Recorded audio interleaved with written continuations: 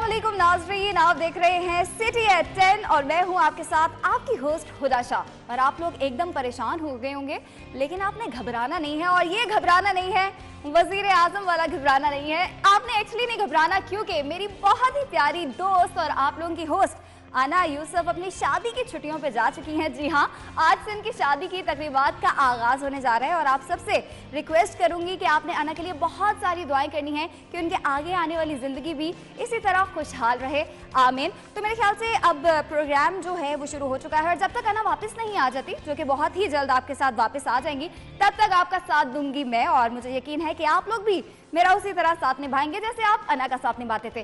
Programme का आगाज कर लेते हैं और सबसे पहले बात कर लेते हैं मौसम के हवाले से।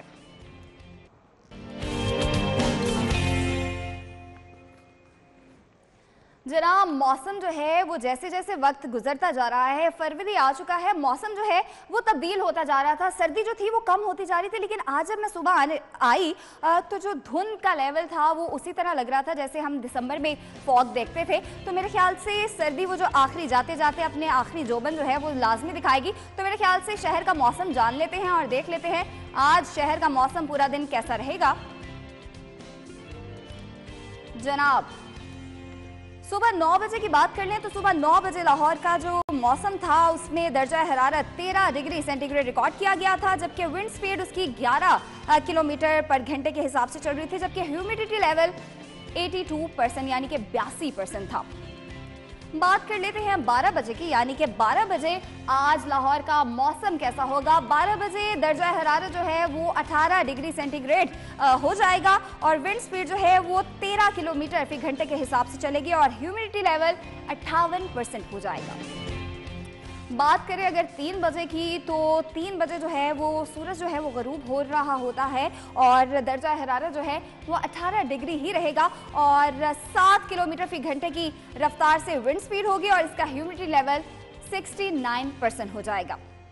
बात करें अगर 6 बजे की, तो 6 बजे जो है वो सूरज जो है गरूब हो चुका होगा। हल्की हल्की हवा चल रही है आजकल और मौसम जो है वो उसमें खुनकी भी ज़्यादा हो जाती है और हवा जो है बहुत ही प्लेजेंट होती है। 6 बजे दर्जा हरारत लाहौर का 14 डिग्री सेंटीग्रेड होगा, जबकि विंड स्पीड 11 किलोमीटर फी घंटे की रफ्तार से चलेगी और ह्यूमिडिटी जैसे कि मैंने आपको कहा कि बढ़ जाती है शाम को, ह्यूमिडिटी लेवल जो है वो 84% होगा।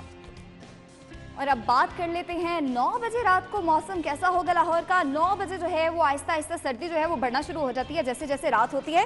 तो रात को 9 बजे दर्जा हरारत 12 डिग्री सेंटीग्रेड होगा और विंड स्पीड 11 किलोमीटर फी घंटे की रफ्तार से होगी और ह्यूमिडिटी लेवल फिर से बढ़ जाएगा और 89% हो जाएगा। ये तो था आज पूरा दिन शहर का मौसम कैसा रहेगा। हमारे साथ हमारी नुमाइंदा कोमल मौजूद है, उनसे जान लेते हैं। कोमल बताएगा इस वक्त मौसम कैसा है और महकमा मौसमियात का क्या कहना है।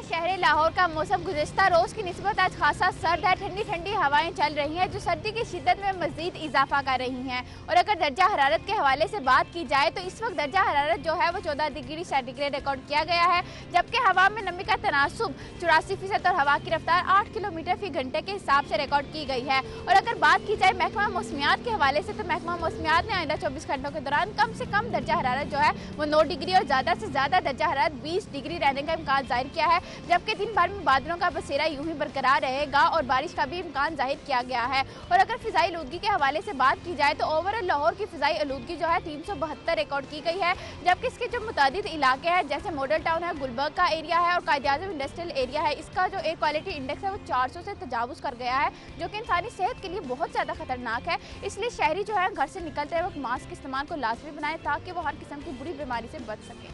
जी ठीक है कोमल, बहुत शुक्रिया आपका। और मौसम के हवाले से बता रहे थे और आगे बढ़ते हैं और जान लेते हैं आज की हमारी टॉप स्टोरीज कौन सी हैं। शहर में असातिज़ा की 2716 असामियां खाली, सरकारी स्कूल्स का निज़ाम मुतासिर होने लगा।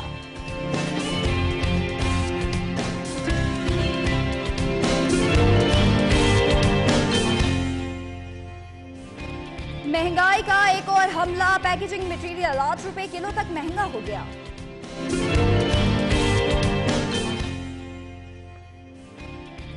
10 पार्क्स की फौरी बहाली का फैसला। पीएचए ने 4 करोड़ मांग लिए। पार्क्स एंड हॉर्टिकल्चर अथॉरिटी का 4 करोड़ 12 लाख बजट का मुतालबा। पहली बार इंटरनेशनल मैचेस के दौरान कोई सड़क बंद नहीं की जाएगी, इंतजामिया का ऐलान। पाकिस्तान और जनूबी अफ्रीका के दरमियान मैचेस के लिए सिक्योरिटी इंतजाम को हतमी शक्ल दे दी गई है। ये तो है जनाब आज की हमारी टॉप स्टोरीज, और इसी के बारे में बात करने के लिए हमें ज्वाइन किया है हमारे सीनियर रिपोर्टर दुर्रे नयाब हमारे साथ मौजूद हैं। कैसे हैं आप दुर्रे नयाब? जी बिल्कुल, बहुत शुक्रिया। अना को तो मिस कर रहे होंगे। बिल्कुल, आज तो हमें आपको वेलकम करना चाहिए शो में, और आपको बेस्ट विशेस हैं। आप प्रोग्राम बहुत अच्छा करें।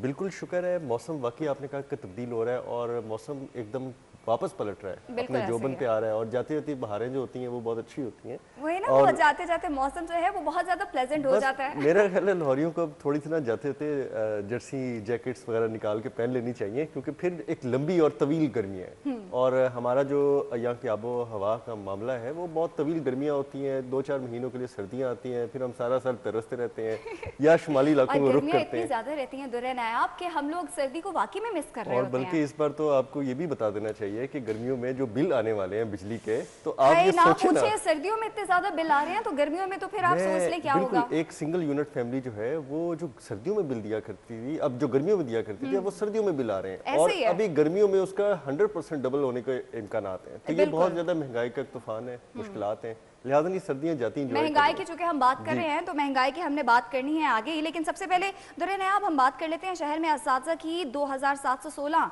असामियाँ खाली हैं। और जितने भी हमने गवर्नमेंट स्कूल्स देखे हैं लाहौर में, सारे के सारे टीचर्स जो हैं, अक्सर असातिज़ा जो हैं वो मुस्तकिल जॉब्स के लिए सड़कों पर हमें नजर आए। और अब लाहौर में तकरीबन 2716, जिनमें मर्द जो है वो 1409 और 1307 खवातीन गैर हाजिर हैं। क्या वजह है? कैसे स्कूल का निजाम कैसे चलेगा? एक ऑलरेडी बच्चों का जो है वो पूरा साल कोरोना की वजह से जाया हुआ है, और अब स्कूल्स में टीचर्स नहीं है, कैसे चलेगा? अब देखें, पीटीआई गवर्नमेंट ने अपने ही मंशूर में जो चीज़ प्रायोरिटाइज की, उन्होंने कहा जी हेल्थ और एजुकेशन। ठीक है, हमने माना और बड़ी अच्छी बात थी, क्योंकि माजी में इसको निगलेक्ट किया गया। लेकिन आप अपनी 1 करोड़ नौकरियों में से खुदाला 2716 नौकरियां दे लें, कुछ तो आपके अंदर आए कि जी हमने जो कुछ 1 करोड़ नौकरियों का दावा था इन्हीं से पूरा कर ले, वैसे तो नजर नहीं आती। आपकी बात बिल्कुल ठीक है कि जो सीटें खाली हैं या आर्जी हैं, आप उसको रेगुलर करें, उसमें भर्ती करें, बच्चों को अच्छे लोग दें, अच्छे तालीम याफ्ता लोग। अब वो पुराना दकियानूसी सिस्टम जो हालांकि वज़ीर आज़म जो है वो अक्सर कह चुके हैं कि जी प्राइवेट स्कूल्स का जो निज़ाम है, तालीमी निज़ाम है, वो ही गवर्नमेंट स्कूल में भी नजर आएगा, लेकिन कैसे आएगा वो समझ से बाहर है। वो जो कहते हैं पता नहीं क्या बात है, किस्मत का शायद कुछ सितारों का चक्कर है, उनको चेक करना चाहिए। नहीं, मुझे लगता है उम्र का भी तकाज़ा है, वो भूल जाते हैं, वो उलट हो जाता है। और इसमें मैं कहता हूँ गर्दिश याम आपने वर्ड सुना होगा, तो वो भी बाजुकात होता है। इंसान जो कहता है वो होता नहीं, जो सोचता है वो कर नहीं पाता, और जो उसका ख्वाहिश होती है वो उसको मिलती नहीं है। बहरहाल हुकूमत की जो प्रायोरिटाइज है हेल्थ और एजुकेशन, उस पर इनको इन्वेस्ट करने का टाइम है। आपने 3 साल गुजार दिए, यही टाइम है। 3 साल आपने जाया कर दिए। 3 साल के बाद अब 2 साल आपके पास तकरीबन रह गए हैं। 5 साल बाद फिर आप यही कहेंगे कि कुछ नहीं कर सके, तो खुरारा आप इस सिस्टम को आप निज़ाम अब यकचा जो आपने निज़ाम तालीम लाना था वो तो नहीं ला सके। आप असातिज़ा ही दे दें, यहाँ पे नया खून दे दें, नए मेमारे तालीम जो हमारे कौम के हैं उनको दे दें, ताकि वो एक नई जनरेशन को पैदा करें, उसके साथ अच्छी खूबसूरत और अपनी जो तालीम है, जो नया निज़ाम है, नई टेक्नोलॉजीज हैं, नई टेक्निक्स हैं एजुकेशन की, वो उसके अंदर उनको क्योंकि ये बात बहुत मानने वाली है कि जो ग्रोथ और जो आप सीखते हैं स्कूल्स में सीखते हैं, बच्चे अपने टीचर से सीखते हैं, वो शायद घर में पेरेंट्स से भी नहीं सीखते हैं, क्योंकि पेरेंट्स में तो वो जिद कर लेते हैं, लेकिन स्कूल्स में आपने एक तो 8 से 9 घंटे आप स्कूल्स होते हो और टीचर्स की बात आप सुन रहे होते हो, तो जो टीचर्स आपको प्रोवाइड करते हैं आप वैसे ही बहुत ध्यान से सुन रहे होते हैं। एक चीज बहुत क्लैरिफाई इस पे आप रखें कि ये सिर्फ लाहौर की तादाद है। अगर आप पूरे पंजाब और फिर पूरे पाकिस्तान में चलें तो इट मस्ट भी जो है वो नंबर ऑफ थाउजेंड से आपका हजारों में इसका डाटा आएगा। तो अगर आप हजारों 25, 20, 30 हजार असातिज़ा को मेरिट पे भर्ती कर दे, जो आपका मंशूर है, आपका दावा है, तो मेरा ये ख्याल है कि इस सिस्टम को बहुत ताज़ा खून, ताज़ा हवा का झोंका मिलेगा और हमारा निज़ाम तालीम जो है बहुत बेहतर हो सकता है। यकसा निज़ाम तालीम का दावा और नारा वो तो नारों की हद तक है, अब वो हमें सियासी बातें लगती हैं कि ठीक है सियासी बातें। अच्छा, अब वज़ीर तालीम पंजाब मुराद रास का भी बयान सामने आया कि वो जो है वो जितने भी, क्योंकि असातिज़ा के जाने के बाद असामियाँ खाली थी तो स्कूल से तलबा भी छोड़ के चले गए, तो उन्होंने कहा है कि जितने भी तलबा होंगे उनको वापस स्कूल्स में लाने के जो भी इक़दाम करने पड़े वो मैं करूंगा। तो मेरे ख्याल से वो इसी तरह मुमकिन है कि अगर आप टीचर्स ले आएंगे और अच्छे टीचर्स लाएंगे तो बच्चे ऑटोमेटिकली आना शुरू हो जाएंगे। आप देखें खुदा होता क्या है कि नए प्राइवेट स्कूल्स मशरूम ग्रोथ हो रही है, गली मोहल्ले में स्कूल खुल रहे हैं, नया निसाब तालीम उनके पास है, इंग्लिश मीडियम सिस्टम उनके पास है। हमारे जो सरकारी स्कूल है उनको अपग्रेड नहीं किया गया। वहाँ तो 4 दीवारियों का, फर्नीचर का, छतों का, वॉशरूम्स का इतने इश्यूज हैं कि बच्चे वहाँ पे पढ़ने के काबिल नहीं है, पंखे नहीं है, बिल्डिंग्स देखने वाली खौफनाक बिल्डिंग्स हैं और आए रोज दीवार किसी की गिर गई, किसी की छत पे कुछ हिस्सा गिर गया, ये होता है। तो फिर लोग अपने बच्चों को उठा के प्राइवेट स्कूल्स में लेके जाते हैं, इंग्लिश मीडियम के तरफ लेके जाते हैं और वो सरकारी स्कूलों पे ट्रस्ट नहीं करते, उनको इग्नोर करते हैं। अब हुकूमत को 2 चैलेंजेस का सामना है कि एक तो बिल्डिंग्स को और आपकी फैसिलिटीज जो हैं प्राइवेट स्कूल्स वाले जो लालच दे के बच्चों को अपनी तरफ मरगूब करते हैं और भारी फीसें लेते हैं जो वालिदैन पता नहीं किस तरह अपना पेट काट के देते हैं, उसको हैंडल करें। दूसरा, अच्छा सिस्टम के लिए अच्छे टीचर्स को हायर करें और उनको मुस्तकिल जॉब दें, क्योंकि इंसान को जब जॉब सिक्योरिटी होती है ना तो इंसान बहुत अच्छा परफॉर्म कर सकता है। एक टीचर बेचारा है, उसको पता है कि मैं कॉन्ट्रैक्ट पे हूँ 1 साल, पता नहीं 1 साल बाद मेरे पास कुछ होगा कि नहीं होगा। टाइम एक टेंशन दी होती है, तो जो टीचर्स हैं उनको पता है कि उनकी जॉब जो है वो परमानेंट नहीं है और किसी भी टाइम उनको निकाल दिया जा सकता है, तो वो उस तरह परफॉर्मेंस भी नहीं इस मुल्क में सबसे ज्यादा जरूरत है कि आप लोगों को जॉब सिक्योरिटी दें, असातिज़ा को फ्री माइंड दें, खास तौर पे असातिज़ा को ओवर फैसिलिटेट करें, आप उसको ज्यादा अच्छा पे करें, उसके बाद उसकी फैसिलिटीज का ख्याल रखें, उसकी आमदोरफ्त का, आने जाने का सिस्टम को देखें, ताकि वो आपको बच्चे जो है आपके जो कौम के अब मेहमान हैं हमारे, उनको बहुत अच्छे तरीकों से फ्री ऑफ माइंड होके अपना एजुकेट तालीम भी देनी है, आपने उनको ग्रूम भी करना है, आपने उनको बहुत सी चीजें ऐसी सिखानी है जिनसे उनका जो आने वाला फ्यूचर है वो ब्राइट हो। लेकिन अब हकीकी तरफ आ जाए तो सिर्फ नारों और दावों के अलावा कुछ नहीं है। या आप बात कर लें, 3 साल से यही देख रहे हैं। आप किसी दिन मिनिस्टर साहब को शायद लाइन पे लेने का आपको इत्तेफाक हो तो वो कहेंगे जो हुआ जी पिछली गवर्नमेंट ने कर दिया और जितना बेड़ा गर्क था पिछली गवर्नमेंट कर गई है, हमारे हाथों से सिस्टम निकल गया है, हमारी तो भर्तियां फेक हो गई है, बोगस भर्तियां हो गई। 6-7 बातें हैं जो अब हमें जुबानी याद हो चुकी हैं। भाई सिस्टम में अब आगे चलना है, आपको आगे चलें, आगे जाके सिस्टम में देखें आपको क्या चीजें चाहिए, आप कम से कम इतना से मुआवजा कर लें, प्लानिंग कर लें। बहुत ज्यादा फुकदान देखने में आ रहा है। अमल की बात तो फिर बहुत बाद में करते हैं ना कि आप प्लान तो पेश करें ना, कोई प्लान आप कहें जी कि हमारा ये मंशूर है, ये प्लान है। आप बच्चों को देखें कि बच्चे इस वक्त क्या सीख रहे हैं। बच्चे सोशल मीडिया पे, मोबाइल पे, आपकी जितनी भी पायरेटेड जो मूवीज हैं, जिस तरह आपने देखा है डबिंग के साथ, बहुत ज्यादा कल्चर आपका चेंज हो रहा है और उसमें बच्चे बहुत ज्यादा चीजें पिक कर रहे हैं। सोशल मीडिया का दौर भी बहुत ज्यादा है, कोरोना की वजह से जो है वो सोशल मीडिया पे ही देख लेते हैं। कोरोना की वजह से वो अपने टीचर्स के साथ जो बॉन्डिंग होती थी, जो हमारे और आपके भी टीचर्स के साथ रही है, वो नहीं रही बच्चों की। और बच्चे घर में बैठ के सारा दिन वो अपने मोबाइल्स पे, टैब्स पे वो सारा दिन देखते वो ना तो बॉन्डिंग रही है, तो उसको दोबारा से रिक्रिएट करने के लिए टीचर्स जो है वो अच्छे भी चाहिए और टीचर्स अच्छे चाहिए तो टीचर्स को नौकरियां दी जाएं और मुस्तकिल नौकरियां दी जाएं ताकि वो बच्चों को जो है। तो आप यहाँ टाइम है वक्त का, मुझे बार बार मेरी प्रोड्यूसर कह रही है टाइम है, लेकिन ब्रेक के बाद जो हमने बात करनी है, जैसे कि हमने शुरुआत ही महंगाई से की थी, तो हम महंगाई पे बात करेंगे। हर चीज़ जो है वो महंगी होती जा रही है और जो गरीब हैं वो बेचारे लाचार हैं और गम के सिताए हुए हैं। इस हवाले से बात करेंगे। वक्त है एक ब्रेक का, हमारे साथ रहिएगा।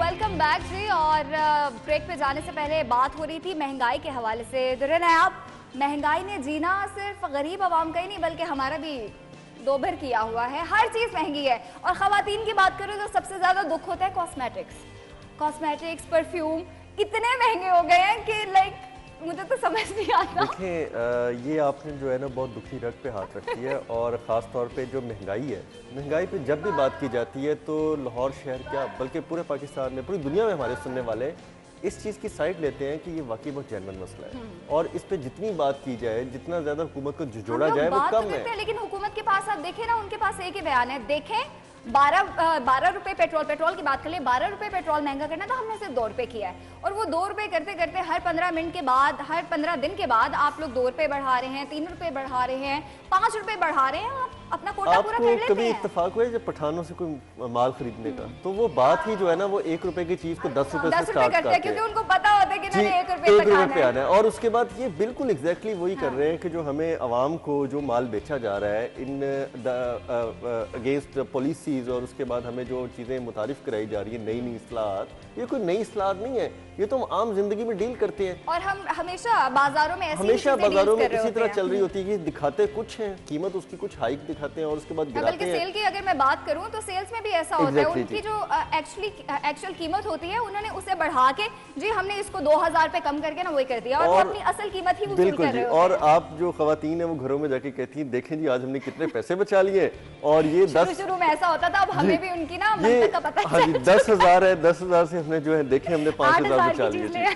तो ये चीजें जो ये फैक्टर है ना, एक्चुअली ये आपकी ह्यूमन साइकी से खेलने के मामला होते हैं। अब सरकार भी जो गवर्नमेंट है वो भी एक्चुअली यही कर रही है, वो हमारी ह्यूमन साइकी के साथ खेल रही है कि हमें बताए। पहले एक खबर उड़ाई जाती है जी कि आज 12 रुपए बढ़ाने की ऑर्गेनाइज फीस देती, उसके बाद जी कि नहीं वो जो 24 घंटे है ना वो आवाम जो है वो परेशान है। 12 घंटे अगर पेट्रोल बढ़ गया या किसी भी चीज की अगर इतनी कीमत बढ़ गई तो पता नहीं क्या होगा। फिर वज़ीर-ए-आज़म हाउस जो है वो एक्शन लेता है, वो कहते हैं नहीं जी ये तो बहुत ज्यादती है आवाम के साथ, और नहीं हम ज्यादती नहीं करेंगे तो हम 2 रुपए बढ़ा देते हैं। फिर जो महीने में एक दफा बढ़ा करता था वो महीने में 2 दफा बढ़ना शुरू हो गया, तो बात तो वहीं पहुंच गई।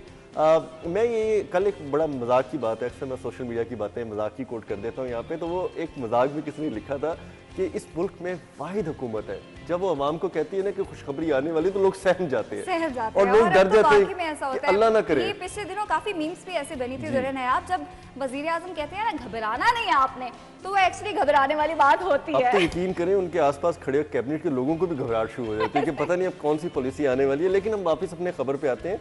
पैकेजिंग का जो मटेरियल है ये बड़ा इंपॉर्टेंट मटेरियल है, ये हर जगह यूज़ होता है, आपकी रोज़मर्रा की मामलात में भी बहुत यूज़ होता है। घर के अंदर इवन कि आपने चीज़ को ढांपनी है, किसी बर्तन को आपने प्लास्टिक का क्लिंग लगाना है, कुछ भी करना है, किसी भी सिस्टम में आपने शिफ्टिंग करनी है, आपको कार्टन्स चाहिए, आपको रैपिंग करनी है, आपको वो रैपर्स चाहिए, जिसमें इस्तेमाल करें ये मटेरियल बड़ा इंपॉर्टेंट। हम पहले बात कर रहे थे प्लानिंग, इनके पास प्लानिंग नहीं है। हर चीज़ को करने का एक प्लान होता है और आपने उसको कैसे करना है, आवाम को कैसे एतमाद में लेना है, अपने वुज़रा को कैसे एतमाद में लेना है, उस पर इम्प्लीमेंट कैसे करवाना है, इस सब का प्लान होता है। और लेकिन प्लान कहीं पे भी नजर नहीं आता। फिर इम्प्लीमेंटेशन होता है कि प्लान किया, इम्प्लीमेंटेशन जो हुई आपने उसको इम्प्लीमेंट किया नहीं किया, उसमें आपकी नाअहली है, आपकी गफलत है, आपकी कमज़ोरी है, हुकूमत की बहुत ज़्यादा जो रिट बरकरार ना होना भी एक उसकी लेकिन आप प्लान तो करें।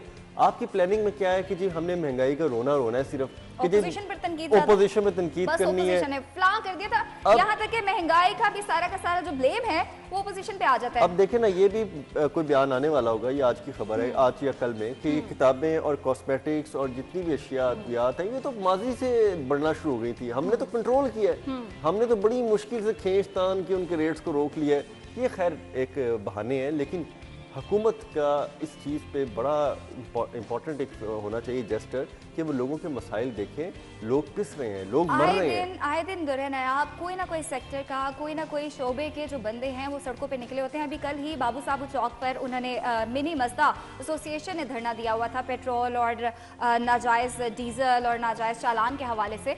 तो उनको भी मुज़ाकरात के लिए कोई नहीं आया था। सबसे वर्स्ट चीज़ ये होती है कि लोग बाहर निकल रहे हैं, उनसे मुज़ाकरात के लिए कोई भी नहीं आता। और ये एक बहुत बड़े तूफान का पेश खैमा मैं आपको बता दूं, जब आप लोगों को सीरियसली लेते, उनके अंदर के जो कथारसिस होते हैं वो नहीं सुनते, उनकी बातों का जो उनके अंदर एक क्या कहते हैं लावा पकड़ा होता है उसको निकलने का मौका नहीं देते। वैसे ह्यूमन इमोशंस वाली बात है कि अगर हम अपनी मिसाल भी ले लें, हम बहुत सी चीज़ें किसी बंदे को या किसी जगह पे कहना चाह रहे होते हैं, अगर वो हमें नहीं कहने दिया जाएगा तो वो अंदर ही अंदर हम कुड़ते भी रहते हैं और वो एकदम हम ब्लास्ट होते हैं। आप पिछले हुकूमत का मौज़ना कर लें, क्या होता था, लोग सड़कों पे आते थे, पहले डिप्टी कमिश्नर आते थे, फिर कमिश्नर आते थे, फिर कोई पुलिस के सरबराह आते थे, फिर चीफ सेक्रेटरी वगैरह सब मिल मिला के लोगों को राजी कर लेते थे, उनकी सुनते थे। यहाँ पे क्या होता है, वो कहते हैं कि कितनी देर एहतजाज कर लेंगे। मैं आपको रियली बता रहा हूँ कि हुकूमत के कुछ वज़रा का ये जेस्टर है, उनका ये मौका है, कितनी को देर एहतजाज कर लेंगे, 1 दिन 2 दिन थक जाएंगे, फिर घर चले जाएंगे। हालांकि उनको ये पता होना चाहिए कि खाली थकने वाली बात पे मत जाएं, क्योंकि वो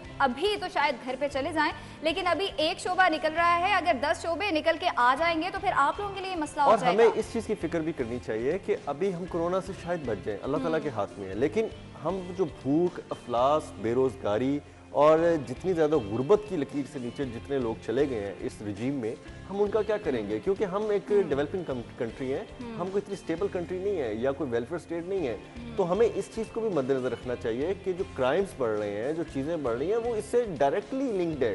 महंगाई से, बेरोजगारी से, भूख से, गुर्बत से, आपके पास काम ना होना, आपके पास मसरूफियत ना होना, ये डायरेक्टली लिंक्ड है इन चीज़ों से। लेकिन आप सरकार को कह लें, वो कहते हैं जी मीडिया वाले तनकीद करते हैं, इनको क्या पता, हुकूमत तो हम चला रहे हैं, हुकूमत पे तो हम बैठे हैं और हम लोग तो बिल्कुल ठीक कर रहे हैं और हम लोग और सब हम अच्छा है क्या दावा। और हम लोग जो सारा दिन सड़कों पर लोगों को देखते हैं, उनके रिव्यूज रिकॉर्ड करते हैं, उसकी कोई वैल्यू नहीं है। वो दफ्तर में बैठे कह रहे हैं कि सब यहाँ पे अच्छा चूंकि ये बात हो रही है तो मैं ये बात भी करना चाहूंगी, जब परसों सारा दिन इंतजार रहा कि 4 बजे वजीर आजम ने आना है और लाइव फोन कॉल सुनेंगे और लोगों के मसाइल जो हैं वो सुनेंगे भी और उनका जवाब देंगे, सबको इंतजार था।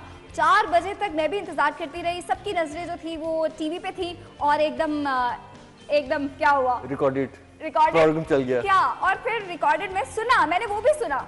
उसमें सिर्फ वो कॉल्स थी जो तारीफें कर रही थी, जो वजीर आजम को बहुत ज्यादा अप्रिशिएट कर रही थी, मसाइल बता रही थी जी कि हमारा ये बड़ा मसला है। ज्यादातर फॉरेनर्स थे जो बाहर के बैरून मुल्क पाकिस्तान है, जी हम तो बहुत अच्छा है पाकिस्तान, आप बहुत अच्छे से संभाल रहे हैं, लेकिन ये भी कर दें, ये भी कर दें। पाकिस्तानी कहाँ थे, या वो लोग जो बाहर सड़कों पे हैं, उनमें से किसी एक की कॉल भी आप लोगों ने चलाई? बिल्कुल दुरुस्त है कि आप उन लोगों पे जिनके अब स्टेक्स नहीं है पाकिस्तान में, अनफॉर्चुनेटली वो पाकिस्तानी है, हमारे भाई बहन है, हम उनको ये नहीं कहते, लेकिन वो सिस्टम में आके स्टेज पे रहना नहीं चाहते। वो पाकिस्तान में आके वो समझते हैं कि हम सर्वाइव नहीं कर सकते, वो यहाँ पे आके जिंदगी नहीं गुजारना चाहते, वो यहाँ पे आके हमारे साथ इन हालात में जीना नहीं चाहते। वो भी हमारे वजीर आज़म की तरह है, वहाँ पे रह के कहते हैं सब अच्छा है, लेकिन अगर वो अप्रिशिएट कर रहे हैं तो उनका अप्रिशिएट इतना माने नहीं रखता। यहाँ पे लेमैन का रहने वाले, यहाँ पे रहने वाले बंदे अगर कहें कि आप लोग सही कर रहे हैं तो वो माना जाएगा। सड़कों पे फिरने वाले हैं, जो यहाँ पे डेली दिहाड़ी कमाने वाले हैं, जो लेबर है, जो हमारी तरह नौकरी पेशा है, तनख्वाहदार है, उनके मसाइल मैटर करते हैं। बिल्कुल ऐसा ही है। महंगाई जो है वो बढ़ती चली जा रही है, लेकिन पता नहीं हुकूमत इस पे काबू कब पाएगी और कब हमें कोई अच्छी खबर जो है वो मिलेगी। नहीं, बल्कि आप अच्छी खबर ना मांगे प्लीज, ये अच्छी खबर का फिनोमेना मैंने आपको बताया है। एक्चुअली वाली हमारे जो जैसा हम कह रहे हैं कि काश हमें कोई अच्छी खबर मिले। अब ब्रेक लेंगे और ब्रेक के बाद हमने बात करनी है 10 पार्कों की फौरी बहाली का फैसला, पीएचए ने 4 करोड़ मांग लिया, इस पे भी बहुत ही मजेदार सा तबसरा होगा। ब्रेक लेंगे।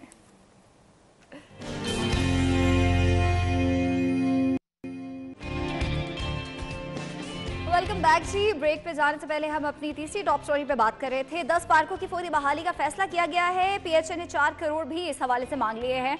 दुर्रे नया, मेरा सवाल आपसे ये है कि जो पहले पार्क मौजूद हैं उनकी हालत इतनी खस्ता है, तो ये आगे 10 पार्कों की क्या फौरी बहाली करेंगे? उसके अंदर ही सारा जवाब छुपा है। और अगर ये हंसी आती है अब अगर हम ये हंसे ना तो वो कहते हैं कि तंज करते हैं। ठीक है जी, तो मैं एक्चुअली तंज कर रही हूँ, मैं रजिस्टर करवा रही हूँ कि मैं तंज कर रही हूँ। आपकी इतनी सॉलिड बात का मैं अब सॉलिड जवाब देता हूँ कि 4 पार्क्स नहीं, लाहौर शहर में 812 पार्क है। चेक करें। अब 812 में से एक मिनट कहाँ है? छोटे बड़े मिला के मुख्तलिफ सोसाइटियों के मुख्तलिफ। अब तो मुझे पार्क से जगह कूड़ा करकट ही नजर आता है। आपको 6-7 टॉप के पार्क्स हैं जो अब वाकई इस काबिल भी नहीं रहे कि वहाँ पे बड़ी आसानी से जाया जा सके। ग्रेट इकबाल पार्क है आपका, बाग-ए-चिनाह है आपका, रेस कोर्स है, गुलशन इकबाल पार्क में तो खैर कल एक नया ही तमाशा हुआ, उस पे बात करेंगे, उसी पे आएंगे। वो पार्क है। और इस तरह लेडीज पार्क कुछ बनाए गए थे। और ये शहबाज शरीफ साहब गवर्नमेंट में माजी में मुख्तलिफ इलाकों के एरिया डेवलपमेंट पैकेज पार्क बनाए गए थे। मैं टाउनशिप के लेडीज पार्क की बात करूंगा, मैं जौहर टाउन की लेडीज पार्क की बात करूंगा। इस काबिल थे कि वहाँ पे आप आराम से जा सकते थे। वहाँ पे अब तो जो बड़े पार्क हैं वहाँ पे भी नहीं जा सकते। उसकी वजह क्या है? देखें, आपने इस शहर का सबसे मजलूम और महरूम तबका जो है ना, उसको आपने दीवार के साथ लगाया हुआ है, और वो है माली, जिसको आज तक अब साइकिल पे देखते हैं। मुझे पता है साइकिल पर रह कौन सी कौम गई है हमारी। और वो बेचारे सुबह फजर के टाइम निकलते हैं और अर्ली मॉर्निंग निकल के वो साइकिल पे बैठते हैं, जो भी करते हैं, अपना गोडी करते हैं, कहीं पानी देते हैं, कहीं पनीरी लगाते हैं, और आपके दफ्तरों के टाइम से पहले वो अपना 50% काम कर चुके होते हैं। लेकिन उनके साथ क्या है, आपके सैकड़ों माली आज तक मुस्तकिल नहीं हो सके, उनके लिए कोई स्पेशल इंसेंटिव मौजूद नहीं है।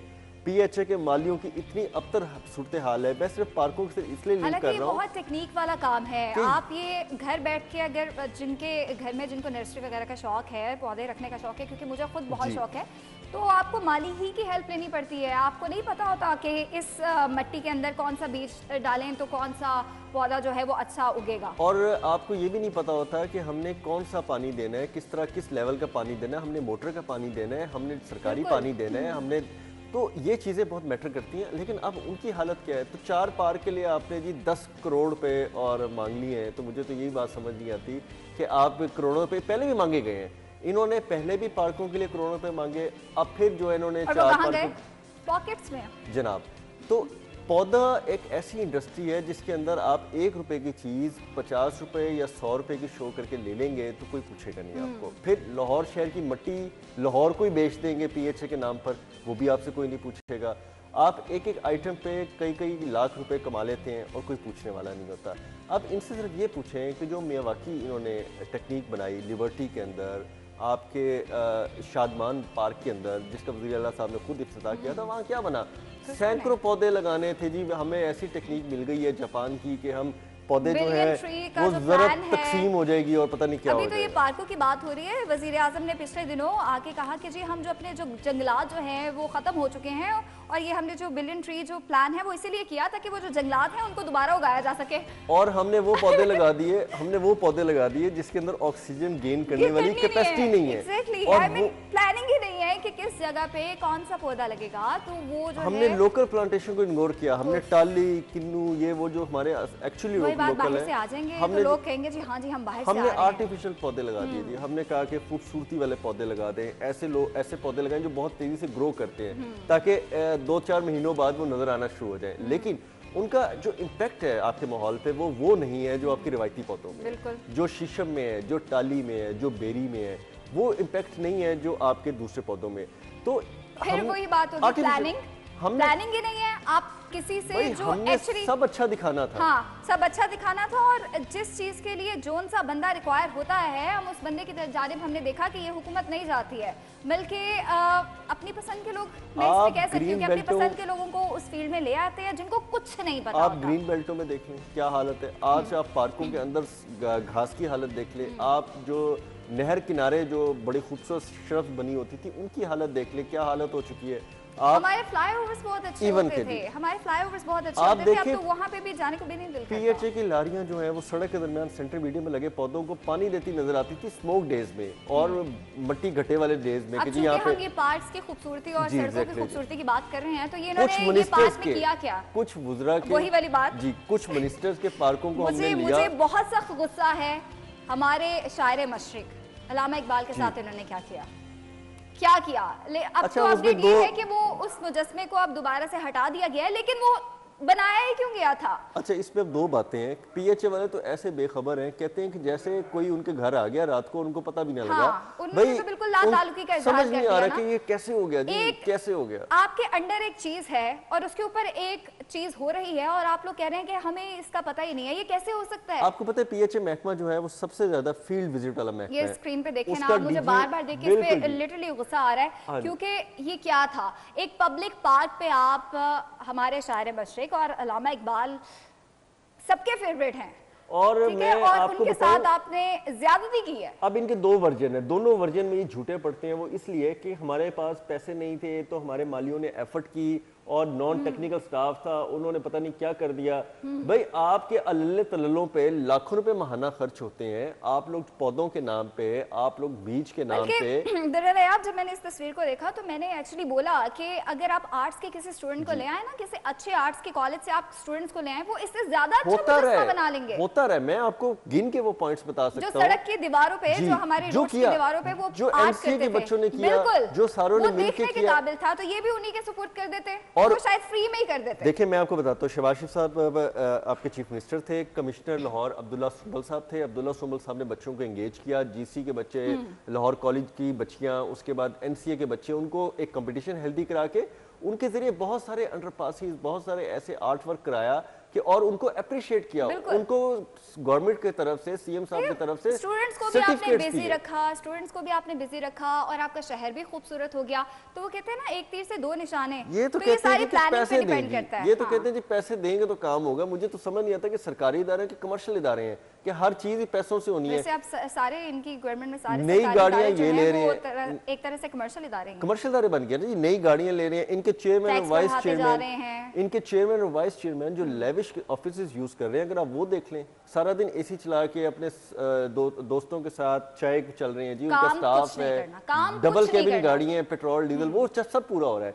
लेकिन अब इनके मालिक का इंटरव्यू सुन रहा था, वो कह रहा था जी कि हमसे 50,000 रुपए मांगे थे एक आर्टिस्ट ने, और उसने कहा था जी हम आपको ये मुजस्मा साजी कर देंगे। तो 50,000 ना देने के लिए लाखों रुपए महाना खर्च कर रहे हैं। आपने 50,000 ना देने के लिए क्यों नहीं दे सकती है? आपने तो सुबकी कराई है। इतने फंड्स आते हैं, इतनी चीजें आपको मिलती हैं, एक महकमे को इतनी चीजें मिलती हैं, इतने पैसे मिलते हैं, कहाँ जाते हैं? इन्हीं चीजों के लिए दिए जाते हैं। कराई है हुकूमत की, जो सुबकी कराई है हमारे शायर मशकी की, हमारे जो मोहसिन है हमारे जो पाकिस्तान के, उनकी, अब उसका जिम्मेदार कौन है? क्या उस पे इंक्वायरी में वही अगर तनकीद ना होती, ये तो अब तो सोशल मीडिया का दौर है, हर चीज की फौरी आपको रिप्लाई आना शुरू हो जाते हैं, क्रिटिक्स आना शुरू हो जाते हैं, और तो अगर ये ना होता दुर्रे नायाब तो ये क्या ऐसे ही रहता? मेरा ख्याल है कि इन्होंने तो वज़ीर आला के हाथों इसका इफ्तिताह करा देना था, जो मुझे खौफ आ रहा है। हमने कितना ज्यादा शानदार मुजस्समा बना दी। इससे पहले तो लाहौर में ऐसा नहीं था भाई, लाहौर में तो सैकड़ों चीजें से ज्यादा खूबसूरत हैं। अगर मैं आपको गिन गिन के पॉइंट्स पे बताऊं तो ये कोई आपने बहुत बड़ा मार्का तो नहीं किया, आपने तो तमाशा बना दिया पूरे सोशल मीडिया पे। सोशल मीडिया पे पूरी दुनिया फॉलो करती है, पूरी दुनिया में ये तमाशा लगा है, और पूरी दुनिया में ना सिर्फ जो कि हमारी सकाफती सरजमीन है, लाहौर शहर सकाफत से माला माल है। ये नहीं है कि जी आप किसी बैकवर्ड या किसी गांव में या आप सहराए रेगिस्तान में थे। लगा ले, अगर आप हमारे शाही कला चले जाएं दुर्रे नायाब, उसकी हालत चेक कर लें। वो मुझे नहीं याद पड़ता, मेरे ख्याल से बचपन में कभी हमारे पेरेंट्स हमें लेकर गए हुए थे। अब उसकी हालत ऐसी है कि दिल ही नहीं करता वहाँ पे जाने को, कि हम छोटे जो अब बच्चे हैं उनको ले जा के दिखाएं कि भाई ये देखो ये हमारा कदीम विरसा है और यहाँ पे हमारे बादशाह रहते थे। या पूरी जो एक तारीख है उनको बच्चों को हमें जिस तरह बताई गई थी कि उस जगह पे ले जा के आप बताते हैं तो वो ज्यादा बच्चों को अजबर हो जाता है। अब तो वो चीज़ ही नहीं रही है, तो हम क्या जाके तारीख भी बताएं। और दूसरी बात ये है कि आपने इतना जो तमाशा क्रिएट किया, क्या ज़रूरत थी ऐसे तमाशा क्रिएट करने की? आप थोड़ा बहुत बच्चों को आप बीच में इन्वॉल्व करते, उनके साथ आप कंपटीशन रखते, उनको एक्नॉलेजमेंट करते, उनके सर्टिफिकेट्स देते, उनको गिफ्ट्स वगैरह दे के आप उनसे ये काम करवाते। बिल्कुल। मैं आप एनसी में चले जाएं तो हर दूसरे दिन एक नया मुजस्समा खड़ा होता है। अब तो ऐसे क्या बात है? जितने भी आर्ट्स कॉलेजेस या यूनिवर्सिटीज हैं वो इतना क्लासिक काम कर रही हैं, उनके बच्चों में इतना टैलेंट है और वो ये सब चीजें करने के लिए वैसे ही तैयार बैठे होते हैं। और वो जगह तलाश करते हैं कि हमें कोई थोड़ा सा एक प्लेटफॉर्म मिले जहाँ पे हमारी शिनाख्त बने, हमें एक्नॉलेज किया जाए, हमें किसी तकरीब में बुला के शाबाश और सर्टिफिकेट दिया जाए। वो पैसे की डिमांड तो नहीं करते। स्टूडेंट्स को बस यही चाहिए होता है कि आप उनके काम को अप्रिशिएट कर दें। और बात वही आगे कि आप 10 पार्क जो हैं वो पता नहीं बनेंगे कि नहीं बनेंगे, और अगर बन भी जाते हैं पैसे तो आप हड़प लेंगे, हमें यकीन है इस बात का। और अगर वो गलती से बन भी जाते हैं तो उनका हाल भी वैसा ही होगा। इंक्वायरी लग चुकी है, देखें वो इंक्वायरी का काम वही होना है जो सारे इंक्वायरियों में आज तक हुआ है, जो पाकिस्तान में जितनी इंक्वायरी होंगी। और फिर ऑपोजिशन को और गरीब मालियों को ट्रोल करवा दिया, गरीब मालियों को इन्होंने आगे करके उनको बेइज्जत करा दिया। हालांकि ये कैसे हो सकता है कि पीएचए के अफसरान को ना पता हो कि यहाँ पे ये कितना मुजस्समा बना रहे हैं, या किसी की अप्रूवल ना हो। जो चीज होती है झूठ की सियासत है ये हुकूमत। ऐसा ही है। ब्रेक लेंगे और ब्रेक के बाद वापस आएंगे तो बात करेंगे मैचेस के हवाले से, और एक बहुत ही अहम खबर के इंटरनेशनल मैचेस के दौरान सड़क बंद नहीं अब होगी। ये बहुत अच्छी बात भी है, इस पे बात करेंगे, लेकिन अभी वक्त हुआ एक ब्रेक का। के दौरान कोई सड़क बंद नहीं की जाएगी, ये ऐलान किया गया है, विच इज़ गुड। हमने हमेशा देखा कि जितनी भी इंटरनेशनल टीम्स जो हैं वो यहाँ पे आती हैं तो सड़कों को ब्लॉक कर दिया जाता है कि जी टीम गुजर रही है, उन्होंने कज़ाफ़ी स्टेडियम जाना है, उन्होंने होटल जाना है। तो अब ये अगर फैसला किया गया है तो ये अच्छी बात है। इसका प्लस पॉइंट मैं ये भी कहूँगी कि अब आपको अपनी सिक्योरिटी के ऊपर पूरा कॉन्फिडेंस है। बिल्कुल। और दूसरी बात इसकी ये भी है कि अब कोरोना के वो हालात हैं कि आप बहुत ज़्यादा पब्लिक को आप स्टेडियम के अंदर इनवाइट नहीं कर सकते।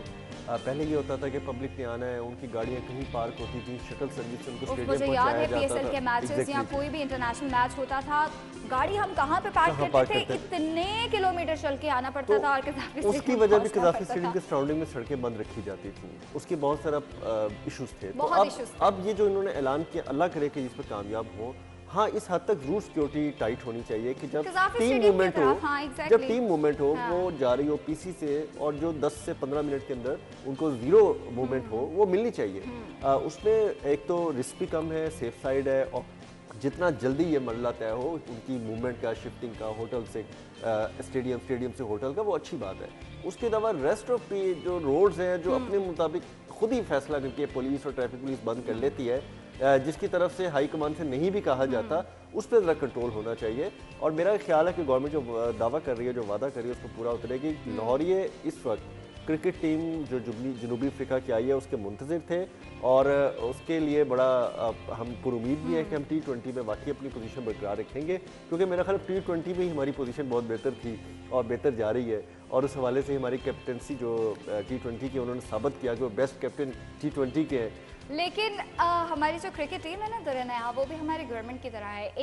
अगर एक टाइम पे वो अच्छा कुछ बताती भी है ना, तो वो अगले ही मैचेस में फ्लॉप भी हो नहीं, लेकिन देखिए हमें स्पोर्ट्स में स्पिरिट तो नहीं छोड़नी चाहिए। हाँ, वो तो टीम हमारी है, हम उसको सोशल मीडिया पे, लेकिन बात वही आ गई ना कि हमारी टीम मैनेजमेंट, अगर क्रिकेट की बात करें तो उसमें भी बहुत सारा जो प्लानिंग का फुकदान देखा जाता है।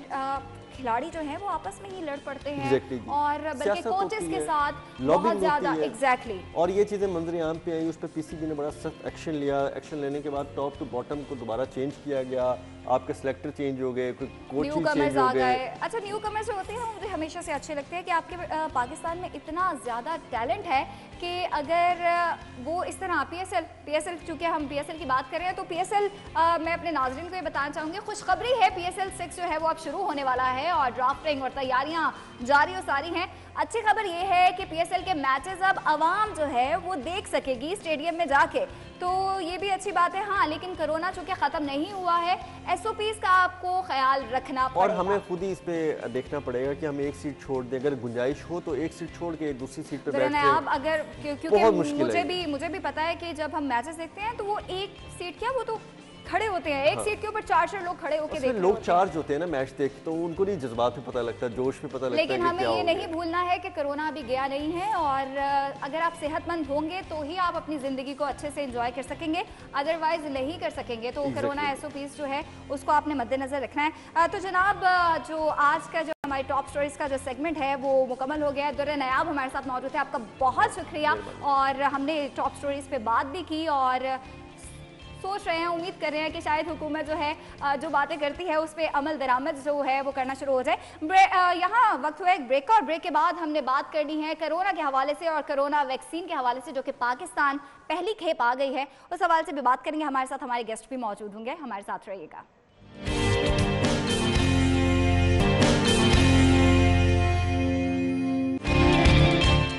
ब्रेक के बाद खुश आमदीद। और ब्रेक पे जाने से पहले हम बात कर रहे थे कि आज हम अपने गेस्ट से बात करेंगे कोरोना वैक्सीन के हवाले से। सब जानते हैं कि कोरोना वैक्सीन की पहली खेप चाइना से पाकिस्तान पहुंच चुकी है और तकरीब का इनेकाद किया गया था, जिसमें वज़ीर ख़ारजा शाह महमूद कुरैशी ने शुक्रिया भी अदा किया था चाइना से कि चाइना हमेशा अपनी दोस्ती जो है वो प्रूव करता है। और 5 लाख वैक्सीन जो हैं वो लाहौर पहुंची थी और आज से वैक्सीन लगाने का बाकायदा आगाज़ भी कर दिया जाएगा। सबसे पहले हेल्थ वर्कर्स में ये वैक्सीन लगाई जाएगी, उसके बाद जो है जैसे जैसे टाइम गुजरता जाएगा वैक्सीन आती भी रहेंगी और लोगों तक भी लगाती जाएंगी। इसी हवाले से बात करने के लिए आज हमारे साथ जो गेस्ट हैं मैं उनका तारुफ करवा देती हूँ। Doctor Shahnoor Azhar, assistant professor UHS Lahore हमारे साथ मौजूद हैं, जबकि हमारे senior health reporter Zahid Chaudhry साहब हमारे साथ मौजूद है। अस्सलाम वालेकुम, क्या हाल है आपका? तो जनाब, कोरोना की वैक्सीन फाइनली जाहिद चौधरी साहब पाकिस्तान पहुंच चुकी है और मुझे ये बताएगा कि लाहौर में भी वज़ीरे जो हमारी हेल्थ हैं और यास्मीन राशिद, उन्होंने भी इसकी तस्दीक कर दी है कि वो लाहौर भी, विफाक ने लाहौर भी वैक्सीन दे दी है। तो आप बताएगा कि हेल्थ वर्कर्स के बाद आम आवाम तक ये वैक्सीन कब तक लगना शुरू होगी? मतलब पहली बात तो ये कि ये जो 5 लाख डोजेज़ आई हैं, ये तो जिसे कहते हैं कि एक बड़ा ही खुशाइंद फैसला है गवर्नमेंट का कि चलें हेल्थ वर्कर्स जो कि फ्रंट लाइन जो है ना वो इसके ख़िलाफ़ सोल्जर्स थे जो फ्रंट लाइन के ऊपर खड़े थे और कोरोना को कॉम्बैट कर रहे थे, ट्रीटमेंट उसके डायग्नोसिस, उसके बाद जो है ना वो पेशेंट्स जो है ना वो उनको ट्रेस करना, उनके कॉन्टैक्ट्स को ट्रेस करना, तो ये बहुत ज़्यादा एक्सपोज थे डॉक्टर्स, नर्सेज, पैरामेडिक्स। अपने डॉक्टर्स जो हैं वो कोरोना की वजह से खो भी दिए। एक बड़ा लॉस हुआ हमारा कि हमारे जो बड़े टॉप नॉच लोग जो हैं वो इसमें इस बीमारी में जो है ना वो जाँ बहक हुए, डॉक्टर्स खास तौर पे बड़े टॉप प्रोफेशनल्स थे। तो ये एक तो ये फैसला बड़ा अच्छा है, शायद ये रेस्ट ऑफ द वर्ल्ड को देख के या उससे मुतासर होकर किया गया, लेकिन जो भी किया गया एक तो बहुत ही अच्छा फैसला है। ये 5 लाख डोजेज जो हैं वो ये चारों सूबों में और वफाक में ये तकसीम इस तरह की गई हैं और ये कहा यह गया कि जी आपने हेल्थ वर्कर्स को लगानी है। हमारे यहाँ पंजाब में जो हमारे हिस्से में आ रही है वो 70,000 डोजेज है। अच्छा। तो 70,000 को हम तकसीम इस तरह कर रहे हैं पंजाब में कि प्रोबेबली 20,000 जो है ना वो मिल रही है टीचिंग हॉस्पिटल्स को और 50,000 जो है ना वो मिल रही है प्राइमरी एंड सेकेंडरी को, क्योंकि प्राइमरी एंड सेकेंडरी का जो स्टाफ था या है वो बहुत ज़्यादा है, क्योंकि वो कॉन्टैक्ट ट्रेसिंग में भी इन्वॉल्व हैं। उन्होंने घर घर जाके जो है ना वो वहाँ से सैंपल भी कलेक्ट करने हैं, पूरे पूरे इलाके के सैंपल्स उठाने हैं वहाँ से। तो फील्ड में उतरे हुए वो तमाम वर्कर्स हैं, तो उनको ज़्यादा ज़रूरत, तो वो ज़ाहिर है सबसे ज़्यादा काम भी उन्होंने किया। तो वो ये अभी तक का जो है ना वो इसकी जो तकसीम है वो इस तरह की गई है। अभी इस पहले मरहले में कोई भी जनरल पब्लिक में से इन्वॉल्व इसमें जो है वो शामिल नहीं होगा किसी और जगह से भी। सिर्फ एनसीओसी ने सूबाई वजीर सेहत और दोनों जो सेक्रेटरीज हेल्थ हैं, प्राइमरी एंड सेकेंडरी और स्पेशलाइज्ड हेल्थ केयर, इन दोनों के लिए और वजीर सेहत के लिए जो है वो अलाउ किया था कि इनको आप पहले मरहले में इनकी वैक्सीनेशन हो सकती है। लेकिन इन तीनों ने, मिनिस्टर हेल्थ ने और दोनों सेक्रेटरीज साहबान जो हैं उन्होंने वॉलंटरीली ये रिफ्यूज़ कर दिया। उन्होंने कहा कि नहीं, हम पहले मरहले में नहीं लगाएंगे, आप सिर्फ हेल्थ वर्कर्स को लगाएं, तो हम बाद में हमें शामिल कीजिएगा। तो ये एक अच्छा जेस्चर उनकी तरफ से भी। ये अब तक की तकसीम है, अभी पब्लिक तक कैसे पहुंचेगी, क्योंकि इसमें ये शामिल है कि जब ये इसकी नेक्स्ट हमें ये जब डोज मिलेंगी तो उसमें हमने फिर ओल्ड एज है 65 एंड अबव, इस तरह प्रायोरिटी दी जानी है जनरल पब्लिक में कि 65 एंड अबव ये एक वल्नरेबल होगा। बाकी शोबे जो हैं, डॉक्टर्स और इसके अलावा हेल्थ प्रोफेशनल्स के अलावा भी तो बहुत सारे लोग हैं जो बड़े एक्सपोज्ड हैं इस सारी सूरत हाल में। उसमें आपके लॉ इन्फोर्समेंट के अदारे हैं, उसमें आपकी इंतज़ामिया है, उसके बाद आपका मीडिया है, बहुत सारे लोग हैं, बहुत सारे प्रोफेशन ऐसे, तो वो उनको भी जो है वो उसमें प्रायोरिटाइज़ किया जाएगा। लेकिन पहले मरहले में एज वाइज जो है वो 65 एंड अबव, क्योंकि वो वल्नरेबल पॉपुलेशन है, तो उसको केटर करना जरूरी है। वो चूँकि उन पे सबसे ज़्यादा असर भी किया है और बहुत से हमारे जो अपने प्यारे हैं उनको खो भी दिया है। डॉक्टर आज़म साहब, आपसे पूछना चाहूँगी, बहुत सी मिथ्स कोरोना जब से स्टार्ट हुआ था, कोरोना के हवाले से बहुत सी मिथ्स सामने आई थी और अब वैक्सीन के हवाले से बहुत सी मिथ्स सामने आ रही है कि जी इसके साइड इफ़ेक्ट बहुत खौफनाक हो सकते हैं। और हमने बहुत से सोशल मीडिया पे भी इसका बहुत ज़्यादा तस्करा भी हुआ कि वैक्सीन नहीं लगानी चाहिए, और अभी भी मुहिम चल रही है कि कोरोना वैक्सीन जो भी है उसको नहीं लगानी चाहिए।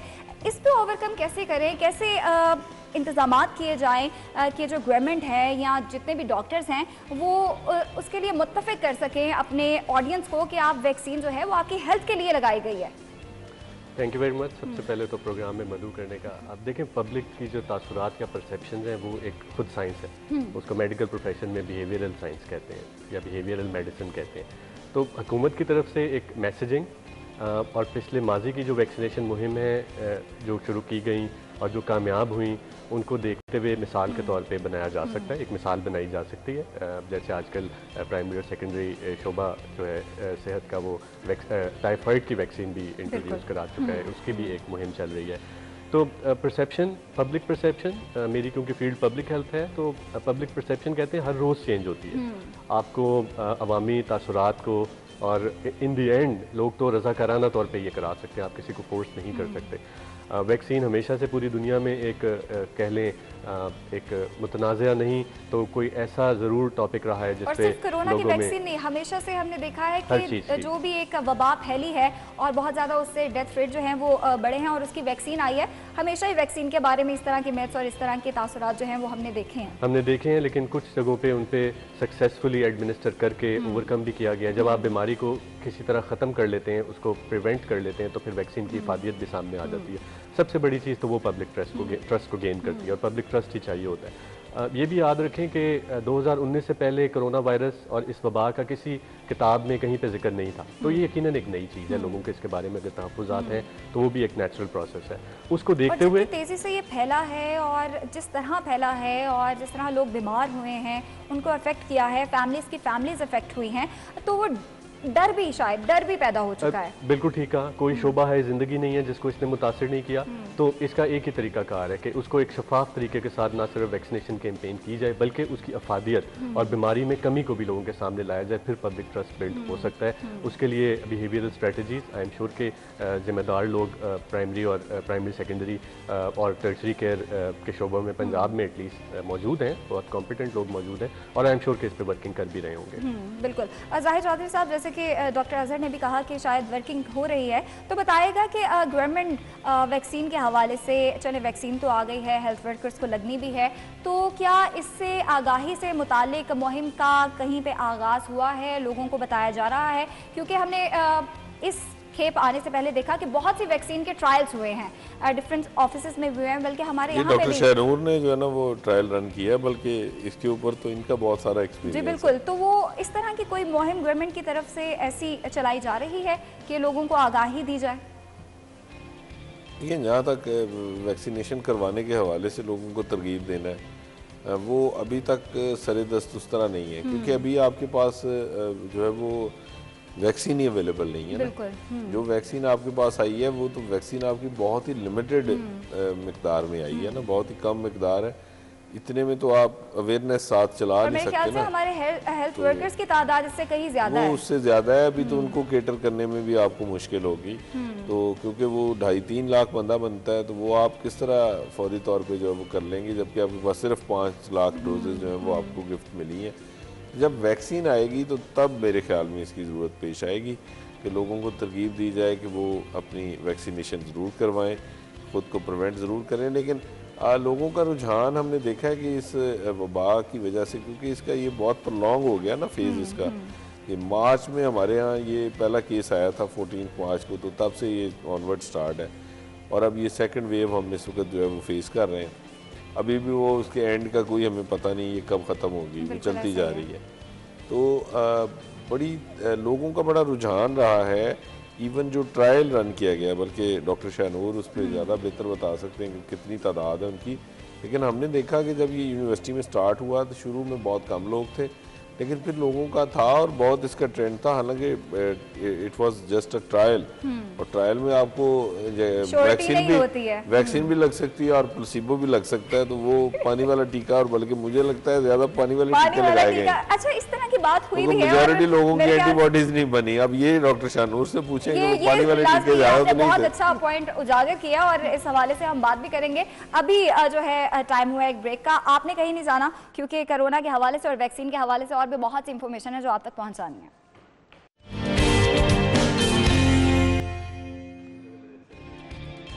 Welcome back. और बात हो रही थी कोरोना वैक्सीन के हवाले से। ब्रेक पे जाने से पहले भी 70,000 वैक्सीन जो है वो जाहिर चौधरी साहब बता रहे थे कि जो पंजाब को मिली हैं और हेल्थ वर्कर्स को पहले मिली थी। तो ब्रेक पे जाने से पहले एक बहुत ही पॉइंट आया था, डॉक्टर अजहर साहब आपसे ही पूछूंगी, बताएगा जो ट्रायल्स बेसिस पे वैक्सीन लगी थी, पानी के टीके कितने लगे थे? कैंसाइनो बायोलॉजिक्स ट्रायल की आप बात करिए, जो कि नेशनल इंस्टीट्यूट पक्की बात है वही थी। जाहिर चौधरी साहब ने भी कहा ना वो पानी के टीके थे। आपके सिटी 42 ने तो उसमें बल्कि भरपूर शिरकत की थी। उन्होंने बड़े ऑर्गेनाइज तरीके के साथ, शायद पहली ऑर्गेनाइजेशन थी जिन्होंने इंटरेस्ट शो किया था ट्रायल में पार्टिसिपेट करने के लिए। यकीनन कॉन्फिडेंस था तो उन्होंने पार्टिसिपेशन की। तो ये इंटरनेशनल प्रोटोकॉल होता है, इसको प्लेसिबो कंट्रोल्ड फेज 3 ट्रायल्स कहते हैं, तो उसके अंदर 50-50 चांसेस होते हैं। इस लिहाज से खुशाइन बात है कि गालिबन मेरी ज़ाती ख्याल में इतना बड़ा ट्रायल पाकिस्तान में पहले नहीं था हुआ फेज 3। नहीं, कभी नहीं, इससे पहले फेज 1 और फेज 2 भी होते हैं, वो सिर्फ सेफ्टी तक देखे जाते हैं, लेकिन जब आप मुस्बत नताइज आते हैं, वो रिजल्ट बेहतर आते हैं, तो फिर आप फेज 3 की तरफ जाते हैं। तो पूरी दुनिया में 40,000 टारगेट था, पाकिस्तान में 18,000 टारगेट था, जो कि एक बड़े अच्छे तरीके के साथ, डिसिप्लिन के साथ 5 इदारों ने national institute of health Islamabad की सरबराही में ज़बरदस्त तरीके के साथ अपना टारगेट अचीव किया है। रिक्रूटमेंट फेज खत्म हो गया है। आपके सवाल की तरफ वापस आते हुए, ये डबल ब्लाइंड ट्रायल था, ना मुझे पता था या रिसर्चर्स को पता था, ना ही जिन्होंने वैक्सीन लगी वॉलंटियर्स उन्हें नहीं पता था। लेकिन बहुत सी बात है लेकिन कि अभी तक एंटीबॉडीज नहीं बन रही है। सवाल है कि आपने ये इतना बड़ा ट्रायल किया है, और कैंसाइनो वैक्सीन जो है वो इस वक्त जो वैक्सीन हमें मिली है ये साइनोफार्म है। हाँ जी। ये एक दूसरी किस्म है चाइना की वैक्सीन की। जो हमारे यहाँ जिस पे ट्रायल हुआ है इसका ट्रायल फेज 3 का, वो वैक्सीन हमारे पास अभी तक नहीं आई।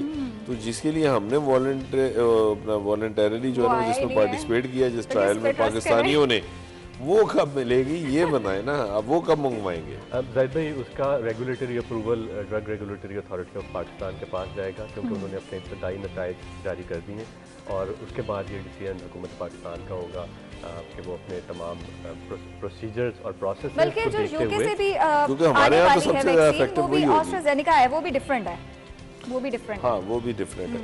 लेकिन ये डॉक्टर शानूर ये ज़रूर व्यूअर्स को भी बता दें आप, बल्कि ये एक अच्छी चीज़ है, इसको क्लियर होना चाहिए कि ये कितनी किस्म की इस वक्त दुनिया में वैक्सीन हैं और जो आपने ट्रायल रन किया है उसमें और बाकियों में फ़र्क है। एग्जैक्टली। दुनिया में देखिए, जब भी कोई नई बीमारी आती है या कोई ऐसी बीमारी जिसका तरीका इलाज नहीं होता, उसको मुख्तलिफ एंगल से टेस्ट किया जाता है। या तो डोजेस डिफरेंट की जा सकती हैं कि 1 डोज दें दिन की, या 2 डोजेस दें, या 3 डोजेस दें। जिस तरह आप जाते हैं अपने डॉक्टर के पास, कोई मिसाल के तौर पे कोई आपको प्रिस्क्राइब करता है दवाई, वो डिफरेंट डोजेस के साथ देता है। तो एक चीज़ तो ये हो गई कि तमाम वैक्सीन के फार्मूले जो दुनिया में अभी इंट्रोड्यूस हुए हैं, डिफरेंट डोजेस टेस्ट करें कि किसी पॉपुलेशन के लिए कौन सी सबसे कारआमद साबित हो सकती है। नंबर 2, इसके अंदर आते हैं उसके फार्मूले कि फार्मूला क्या है। एक ट्रेडिशनल तरीका 1940-50 से जो चलता आ रहा है कि या तो आप वायरस को या बैक्टीरिया को कमज़ोर करके या उसको डेड करके उसको बॉडी के अंदर इंट्रोड्यूस कराते हैं और बॉडी के अंदर इम्यून रिस्पॉन्स या कुव्वत मुदाफ़ियत उसके अगेंस्ट डेवलप हो जाती है कि जब असल इन्फेक्शन हो तो बॉडी उसको फाइट कर लेती है। नया तरीकाकार ये आ रहा है जो कि mRNA बेस्ड जिनको कहा जा रहा है, जो कि यूरोप अमेरिका में मेनली लेबॉर्ट्रियाँ टेस्ट कर रही हैं। उसमें आप वायरस का एक पार्ट लेके अपनी बॉडी को समझ लें कि उसको चीट करते हैं कि वो एक रिस्पॉन्स डेवलप करे, और फिर जब एक्चुअल अटैक हो तो उस प्रोसेस या उस पार्ट के अगेंस्ट, मिसाल के तौर पर स्पाइक प्रोटीन जो कि कोरोना वायरस के केस में बॉडी के साथ अटैच कराती है या सेल्स के साथ अटैच कराती है, उस सिर्फ स्पाइक प्रोटीन के अगेंस्ट एंटीबॉडी डेवलप कराएं, यानी पूरा वायरस नहीं, एक सिर्फ उसके हिस्से के अगेंस्ट टारगेटेड, और उस तरह बॉडी को बचाया जाए या वायरस के हमले को रोका जाए। सही है। चूँकि जाहिर चौधरी साहब अभी बात हो रही थी कि 70,000 वैक्सीन जो हैं वो पंजाब में पहुंच चुकी हैं, और इस बात की तस्दीक हमारे डॉक्टर यास्मीन राशिद ने भी कर दी। उन्होंने लेकिन एक और बात की है, उन्होंने कहा है कि ये वैक्सीन के साइड इफ़ेक्ट्स हो सकते हैं। तो अभी हम बात कर रहे थे कि मुहिम चलाई जाए, डॉक्टर साहब आपसे भी, आप दोनों से यही सवाल है कि मुहिम चलाई जाए, लोगों को आगाही दी जाए और पॉजिटिव चीज़ें जो है वो लोगों तक सामने रखी जाएं ताकि लोग इस लगवाएं और इस बीमारी का मुकाबला करने में उनमें कुव्वत मुदाफ़ियत जो है वो ज़्यादा स्ट्रॉन्ग हो। लेकिन उसके बरक्स अगर डॉक्टर यास्मीन राशिद का जिस तरह के इस तरह का बयान आया है तो वो तो लोगों के अंदर मज़ीद डर को पैदा कर देगा। मेरे ख्याल में तो ये जो है ना वो स्टेटमेंट, देखिए मेडिसिन तो कोई भी होगी तो उसके पॉजिटिव नेगेटिव साइड इफेक्ट्स होते हैं। साइड इफेक्ट्स तो हर चीज़ के होते हैं, वैक्सीन के भी होते हैं, कोई भी आप दवाई लेंगे, एलोपैथिक मेडिसिन कोई भी ऐसी नहीं है जिसके साइड इफेक्ट्स उसके अपने लिटरेचर में जो उस दवाई के साथ है उसमें ना लिखे हों। तो क्या लोगों ने दवाई खानी छोड़ दी? वो इसलिए लिखे जाते हैं कि वो इसमें कभी किसी को ऐसे मसाइल हो सकते हैं, ये साइड इफेक्ट्स का किसी को सामना करना पड़ सकता है, हर किसी की बॉडी, लेकिन उसका भी फिर एक साथ जो है ना उसको जैसे कहते हैं कि वो एंटीडोट, उसका भी जो है ना वो रखा जाता है कि अगर ऐसे साइड इफेक्ट्स हों तो फिर उसका एंटीडोट क्या होगा, उसको किस तरह जो है उसको आपने उससे उसको कंसिडर करना है और कैसे उसके साथ निपटना है। तो ये वैक्सीन के हवाले से भी अभी चूंकि ये बिल्कुल नई चीज़ है तो ये साइड इफ़ेक्ट्स तो हो सकते हैं, लेकिन वो क्या हो सकते हैं वो तो डॉक्टर शानूर बताएंगे, क्योंकि इनकी अपनी वैक्सीन का जब ट्रायल चल रहा था तो उसमें भी ये हर बंदे को जो वॉलंटियर था उसको वो यही बता रहे थे कि जी ये हो सकते हैं, लेकिन मेरा नहीं ख्याल कि बहुत अच्छा, अब क्योंकि जैसे कि हम सब जानते हैं कि हमारे इदारे में ही बहुत से लोग जो थे वॉलंटियर हुए थे और उन्होंने वैक्सीन लगाई थी। तो मेरे ही कुछ कोलीग्स बाद में जिन्होंने वैक्सीन लगाई थी, एक दिन के बाद उन्होंने ये कहा था कि उनके सर में दर्द हो रहा है, किसी को फीवर हो गया था, तो इस तरह के सिम्टम्स जो थे वो फील हुए थे। तो जिस तरह जाहिर चौधरी साहब ने कहा कि आप बताएं कि अब जो वैक्सीन अब आई है और जो लगनी भी है, एक तरह से ये अप्रूव्ड वैक्सीन है, ये ट्रायल बेसिस पे नहीं है, ये अप्रूव्ड वैक्सीन है। तो इसके क्या साइड इफ़ेक्ट्स हो सकते हैं और किस तरह की इंसान जो है, यानी अगर मैंने लगवानी है तो मैं क्या रेडी क्या रहूँ कि ओके फाइन ये सिम्टम्स आ सकते हैं, कौन सी जरा बख्तर पहन के जाऊँ? हाँ, तकरीबन आप वही एज ए यूज़र आप सवाल कर रही हैं। पब्लिक ट्रस्ट की बात पे हम दोबारा आ जाते हैं। देखें, अभी तक जितनी भी वैक्सीन हैं वो एमरजेंसी यूज़ ऑथराइजेशन पे चल रही हैं। अभी ट्रायल्स को तो स्टार्ट हुए हुए हार्डली 8 से 9 महीने में भी 1 साल हुआ होगा। तो तकरीबन तमाम वैक्सीन जो बड़े बड़े नाम जो हम सुनते भी हैं वो ट्रायल फेज़ में ही हैं, क्योंकि ट्रायल फेज़ उस वक्त मुकम्मल होता है जब एक पीयर रिव्यू प्रोसेस के साथ किसी मेडिकल जर्नल के अंदर वो स्टडी पब्लिश हो गई हो। तो जहाँ तक फेज़ 3 ट्रायल्स की बात है, अभी तमाम हो रहे हैं सारी दुनिया में, उनके अर्ली रिजल्ट्स की बेसिस पे दुनिया के मुख्तलिफ गवर्नमेंट्स ने, मुख्तलिफ रेगुलेटरी इदारों ने उनकी एमरजेंसी यूज़ ऑथराइजेशन दे दी है। तो इसी तरह आई एम श्योर के साइनोफार्म भी है। प्रोफेसर यास्मीन राशिद के एक सीजन पॉलिटिशियन भी हैं, एक सीजन कैरियर प्रोफेशनल भी हैं, उनसे सीनियर शायद कोई भी मेडिकल प्रोफेशनल नहीं है। शायद मैडम का भी कहना यही है, वो उसी तरफ अपनी ज़िम्मेदारी जो कि उनकी पंजाब के वज़ीर सेहत के होते हुए 12 करोड़ लोगों की ज़िम्मेदारी भी है उनके पास। मेरे अंदाजे के मुताबिक, मैंने देखा नहीं उनका बयान या सुना नहीं, लेकिन जाहिर है अगर उन्होंने कहा है तो वो लोगों को शायद अलर्ट भी करना चाह रही हैं, क्योंकि ये एक वॉलंटरी डिसीजन होता है जब ट्रायल फेज़ में एक नई दवा का टेस्ट हो रहा है या अभी उसका मुकम्मल फेज़ 3 ट्रायल या फेज़ 4 ट्रायल, फेज़ 4 भी होता है जब कमर्शलाइज हो जाती हैं, उसके बाद 5-6 साल के बाद आप तमाम यूज़र्स का डेटा पूल करते हैं और देखते हैं कि कोई इसके साइड इफ़ेक्ट्स तो नहीं थे आए, क्या फेज़ 3 वाली फाइंडिंग्स जो थी वो फेज़ 4 में के साथ मैच कर रही हैं। तो अभी तक मैं कंसाइनों के बारे में कह सकता हूँ कि जो मेरी अंडरस्टैंडिंग है, मेरी अपने ज़ाती मुशाहिदे में, हमें कोई ऐसे सीरियस साइड इफ़ेक्ट नहीं सामने आए। 5000 लोग UHS में वॉलंटियर कर चुके हैं, लेकिन ये बात फिर वही आ जाती है कि पब्लिक ट्रस्ट बहुत ज़रूरी है। मैं ये साथ में वाजे कर दूं कि ये तमाम ट्रायल, जाहिद भाई को शायद पता होगा कि ये बड़े ही स्ट्रिक्ट मॉनिटरिंग के साथ होते हैं। क्लिनिकल ट्रायल करना, फेज़ 3 क्लिनिकल ट्रायल करना दुनिया का शायद गालिबन इंतहाई मुश्किल काम है, इंतहाई जिम्मेदारी वाला काम है। इसमें सिर्फ कोई अकेला रिसर्चर शामिल नहीं होता, इसमें मुख्तलिफ फील्ड, मुख्तलिफ प्रोफेशंस के गालिबन 8 से 10 मेजर स्टेक होल्डर शामिल होते हैं। इंटरनेशनल आपके कुछ एग्रीमेंट्स हैं, कुछ प्रिंसिपल्स हैं जिनको आपने बाकायदा समझ लें दीनी तरीके के साथ फॉलो करना होता है, क्योंकि फिर जाके आपको इजाज़त मिल सकती है अवामी सतह पे उसको लेके आने की। It's probably it's something that carries the most responsibility. बिल्कुल ऐसा ही है। तो जाहिद चौधरी साहब, मैं आपसे चाहूँगी कि आप नाज़रीन को बता दें, क्योंकि अब वैक्सीन के ट्रायल्स आज से स्टार्ट हो जाएंगे, तो इसको जांचने के लिए क्या क्या इकदाम किए गए हैं गवर्नमेंट की जानिब से? अब पंजाब में, चूँकि लाहौर में भी अब ये ट्रायल्स कुछ वैक्सीन लगनी है हेल्थ वर्कर्स को, तो क्या प्रोसीजर होगा और मॉनिटरिंग कैसे की जाएगी? इसके एक NCOC के लेवल के ऊपर एक पूरा मैकेनिज्म इन्होंने वज़ा किया है, जिसमें 4 सूबे शामिल हैं, और उसमें ये तय पाया है कि आप ऑनलाइन आपकी रजिस्ट्रेशन होगी मौके पर ही। ये ट्रायल में भी हमने देखा कि इसी तरह आप लोगों की भी वो चल रही थी वो सारी, और वो कि आप उसमें वो बाद में कोई डाटा आपको जो है ना वो लेटर एंट्री वाला कोई काम नहीं है कि जी आप बाद में किसी को एंटर कर देंगे या नहीं। आप वहीं पे बैठेंगे, ऑनलाइन सिस्टम आपका जो है ना वो मौजूद है, वहाँ पे लैपटॉप पड़ा हुआ है, वहीं पे आप नाम लिखेंगे, एंटर करेंगे, हर चीज़ जो है ना वो वहीं पे करेंगे, और उसके बाद वो वैक्सीन लगेगी।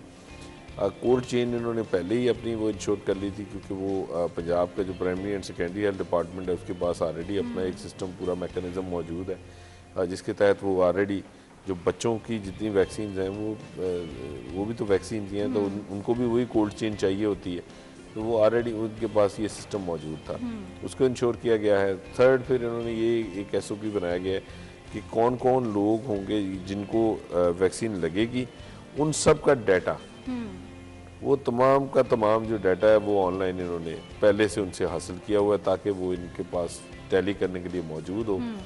और उसके बाद ये अब चूँकि है भी सिर्फ एक लिमिटेड कम्युनिटी को जिसको स्टार्ट करना है, सिर्फ हेल्थ प्रोफेशनल्स हैं, तो वो और ज़्यादा आसान हो गया इनके लिए।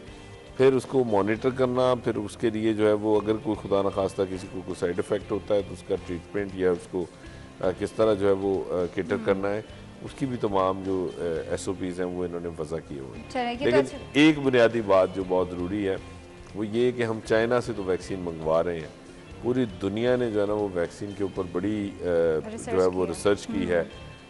अनफॉर्चुनेटली हमने ये एक अपॉर्चुनिटी, जो गोल्डन अपॉर्चुनिटी हो सकती थी, हमने वो भी गंवा दी, और पूरी दुनिया इतनी ही ब्लाइंड थी जितने हम थे। और हमारे पास भी ये डॉक्टर शाहनूर अगर उनकी वैक्सीन का ट्रायल यहाँ कर रहे हैं तो अपनी का भी कर सकते थे। कोरोना की वैक्सीन का पिछले साल ये शुरुआत हुई थी कि डिफरेंट मुल्कों में ट्रायल्स भी जारी हैं, यहाँ वैक्सीन पे काम किया जा रहा है, तो बनानी चाहिए थी। साइंस एंड टेक्नोलॉजी के कुछ बयानात आए थे सामने कि जी हम भी इस पे कुछ तैयार कर रहे हैं, हम भी इसको देख रहे हैं, लेकिन वो बयान की हद तक, मैंने देखा वो बयान की हद तक था, उसके बाद हम सिर्फ बयानात ही देते हैं।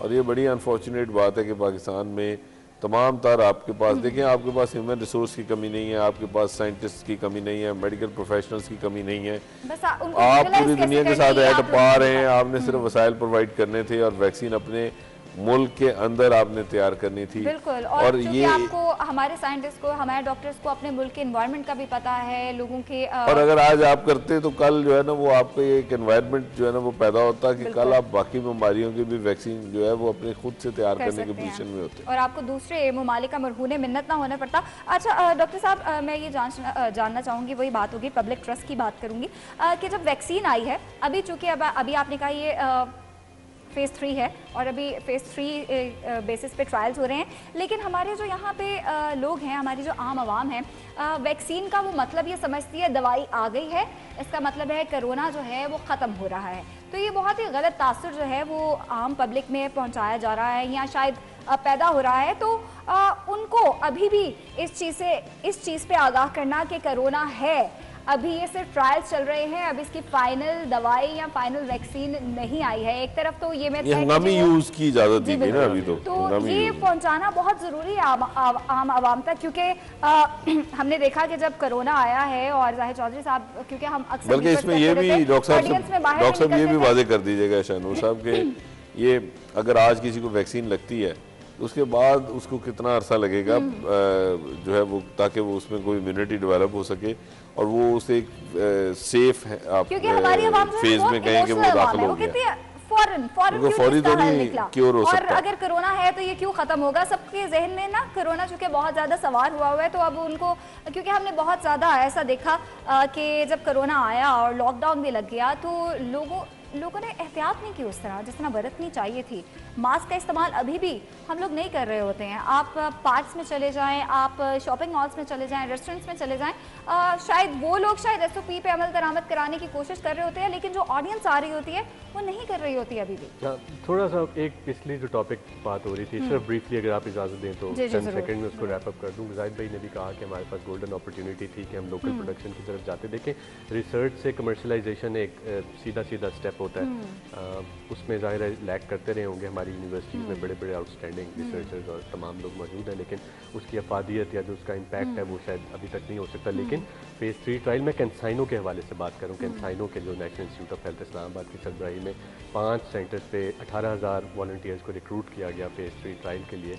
वो एक बहुत खुशाइन बात भी है कि आपने एक टीम वर्क डेवलप किया। अब आपके पास वो ह्यूमन रिसोर्स जो कि पहले नहीं था इस स्केल पे काम करने के लिए मौजूद है। आने वाले दवाइयों के लिए और वैक्सीन के लिए डेफिनेटली अब आप बेहतर रेडी हैं। जहाँ कहीं ये क्राइसिस था, बहरान था, वहाँ पे जाहिर है इसके अंदर पॉजिटिव चीज़ें भी सामने आई हैं, लीडरशिप भी सामने आई है। तो आने वाले टाइम के लिए मेरा ख्याल है ये ट्रायल एटलीस्ट कैंसाइनो का फेज़ 3 ट्रायल, और इसमें जितने लोगों को एक्सपीरियंस हो गया ये आपको हेल्प करेगा और शायद आने वाले वक्तों में कमर्शलाइजेशन की तरफ जाना आसान हो उस तजर्बे के साथ। दूसरी बात आपकी लोगों की कंप्लाइंस की सोशो इकोनॉमिक फैक्टर्स हैं, जाहिर है मुख्तलिफ चीज़ें हैं। मैं बार बार कहूँगा बिहेवियरल मैसेजिंग होती है हुकूमत की तरफ से। सारी चीज़ें वैसे हुकूमत पे डाली भी नहीं जा सकती। ये भी याद रखना चाहिए कि आप अपने कम्युनिटी, अपने घर वालों के लिए तो सब कुछ है। अगर आप बीमार होते हैं या आपको खुदा न खास्ता हॉस्पिटल जाना पड़ता है किसी वजह से भी ऐसी है, अगर आप बीमार हैं तो पूरा घर बीमार है। और ये कौन सा ऐसा तबका फ़िक्र और शोबा है ज़िंदगी है जिसको इसने मुतासिर नहीं किया। तो एक बहुत बड़ा स्विच है, बहुत बड़ा चेंज है लाइफ में, और गालिबन ये अब एक नया नॉर्मल भी है। शायद अब उस तरह जो हम पहले लाइफस्टाइल चेंज करना पड़ेगा। गालिबन हो सकता है ये आखिरी पेंडेमिक ना हो सकता है आगे भी आपके लिए इसी तरह के चैलेंजेस आए। हम लोगों को रेडी रहना चाहिए कि शायद इससे बड़ा तो खुदा न खास्ता अगर कोई ऐसी चीज़ होती है तो तमाम लोगों को अपनी जिम्मेदारी का एहसास करना चाहिए। कुछ मुल्क हैं, कुछ ममालिक जैसे कहना तो आसान है क्योंकि उन ममालिक का जाहिर है सोशो इकोनॉमिक स्टेटस और उनके ज़मीनी हक़ाइक़ डिफरेंट है। न्यूजीलैंड हो गया, वियतनाम हो गया, साउथ कोरिया ने शुरू के दिनों में डिसिप्लिन का मुजाहरा किया था लोगों ने। पाकिस्तान का जाहिर है GDP और पाकिस्तान की जो सोशो इकोनॉमिक कंडीशन है वो डिफरेंट है, चैलेंजिंग है। इधर भी बहुत टैलेंटेड, बहुत यूनिक लोग हैं यहाँ पे भी। लाहौर में बहुत से अच्छे प्रैक्टिसेस भी हम देखते हैं मुख्तलिफ कारोबारी इदारों में, मुख्तलिफ ऑर्गेनाइजेशन में। आपके इदारे में अभी मैं अंदर आया हूँ तो मैंने जो SOPs देखे हैं, तो एक टाइम लगेगा उसको कंसिस्टेंटली तमाम लोगों को अडॉप्ट करने में, लेकिन मॉनिटरिंग की भी जाहिद भाई ने जैसे बात की थी कि इन तमाम वैक्सीन के जो असरात हैं जो लग रही हैं उनकी मॉनिटरिंग, अगर उस मॉनिटरिंग को भी शफाफ तरीके के साथ लोगों के साथ शेयर किया जाए और उनका ट्रस्ट इस तरह बिल्ड किया जाए कि इस वैक्सीन की अफादियत भी है और इसको मॉनिटर भी किया जा रहा है, तो कोई वजह नहीं है कि लोग इसकी तरफ नहीं आए। बिल्कुल ऐसा ही है। और अब देखते हैं, ट्रायल बेसिस पे आगाज़ आज से हो जाएगा और उम्मीद करते हैं कि जो अगली खेप आएगी वो आम आवाम तक भी पहुंचेगी और इसके जो साइड इफ़ेक्ट, जो मिथ्स आ रही हैं, जो बातें आ रही हैं, आपने परेशान नहीं होना क्योंकि कोरोना है और आपने एहतियात भी उसी तरह बरतनी है। हमारे साथ हमारे senior health reporter Zahid Chaudhry साहब मौजूद थे, आपका भी शुक्रिया, और doctor Shahnoor Azhar assistant professor UHS Lahore हमारे साथ मौजूद थे, आप दोनों का बहुत शुक्रिया। आपने कहीं नहीं जाना, हम वापस आएंगे एक ब्रेक के बाद।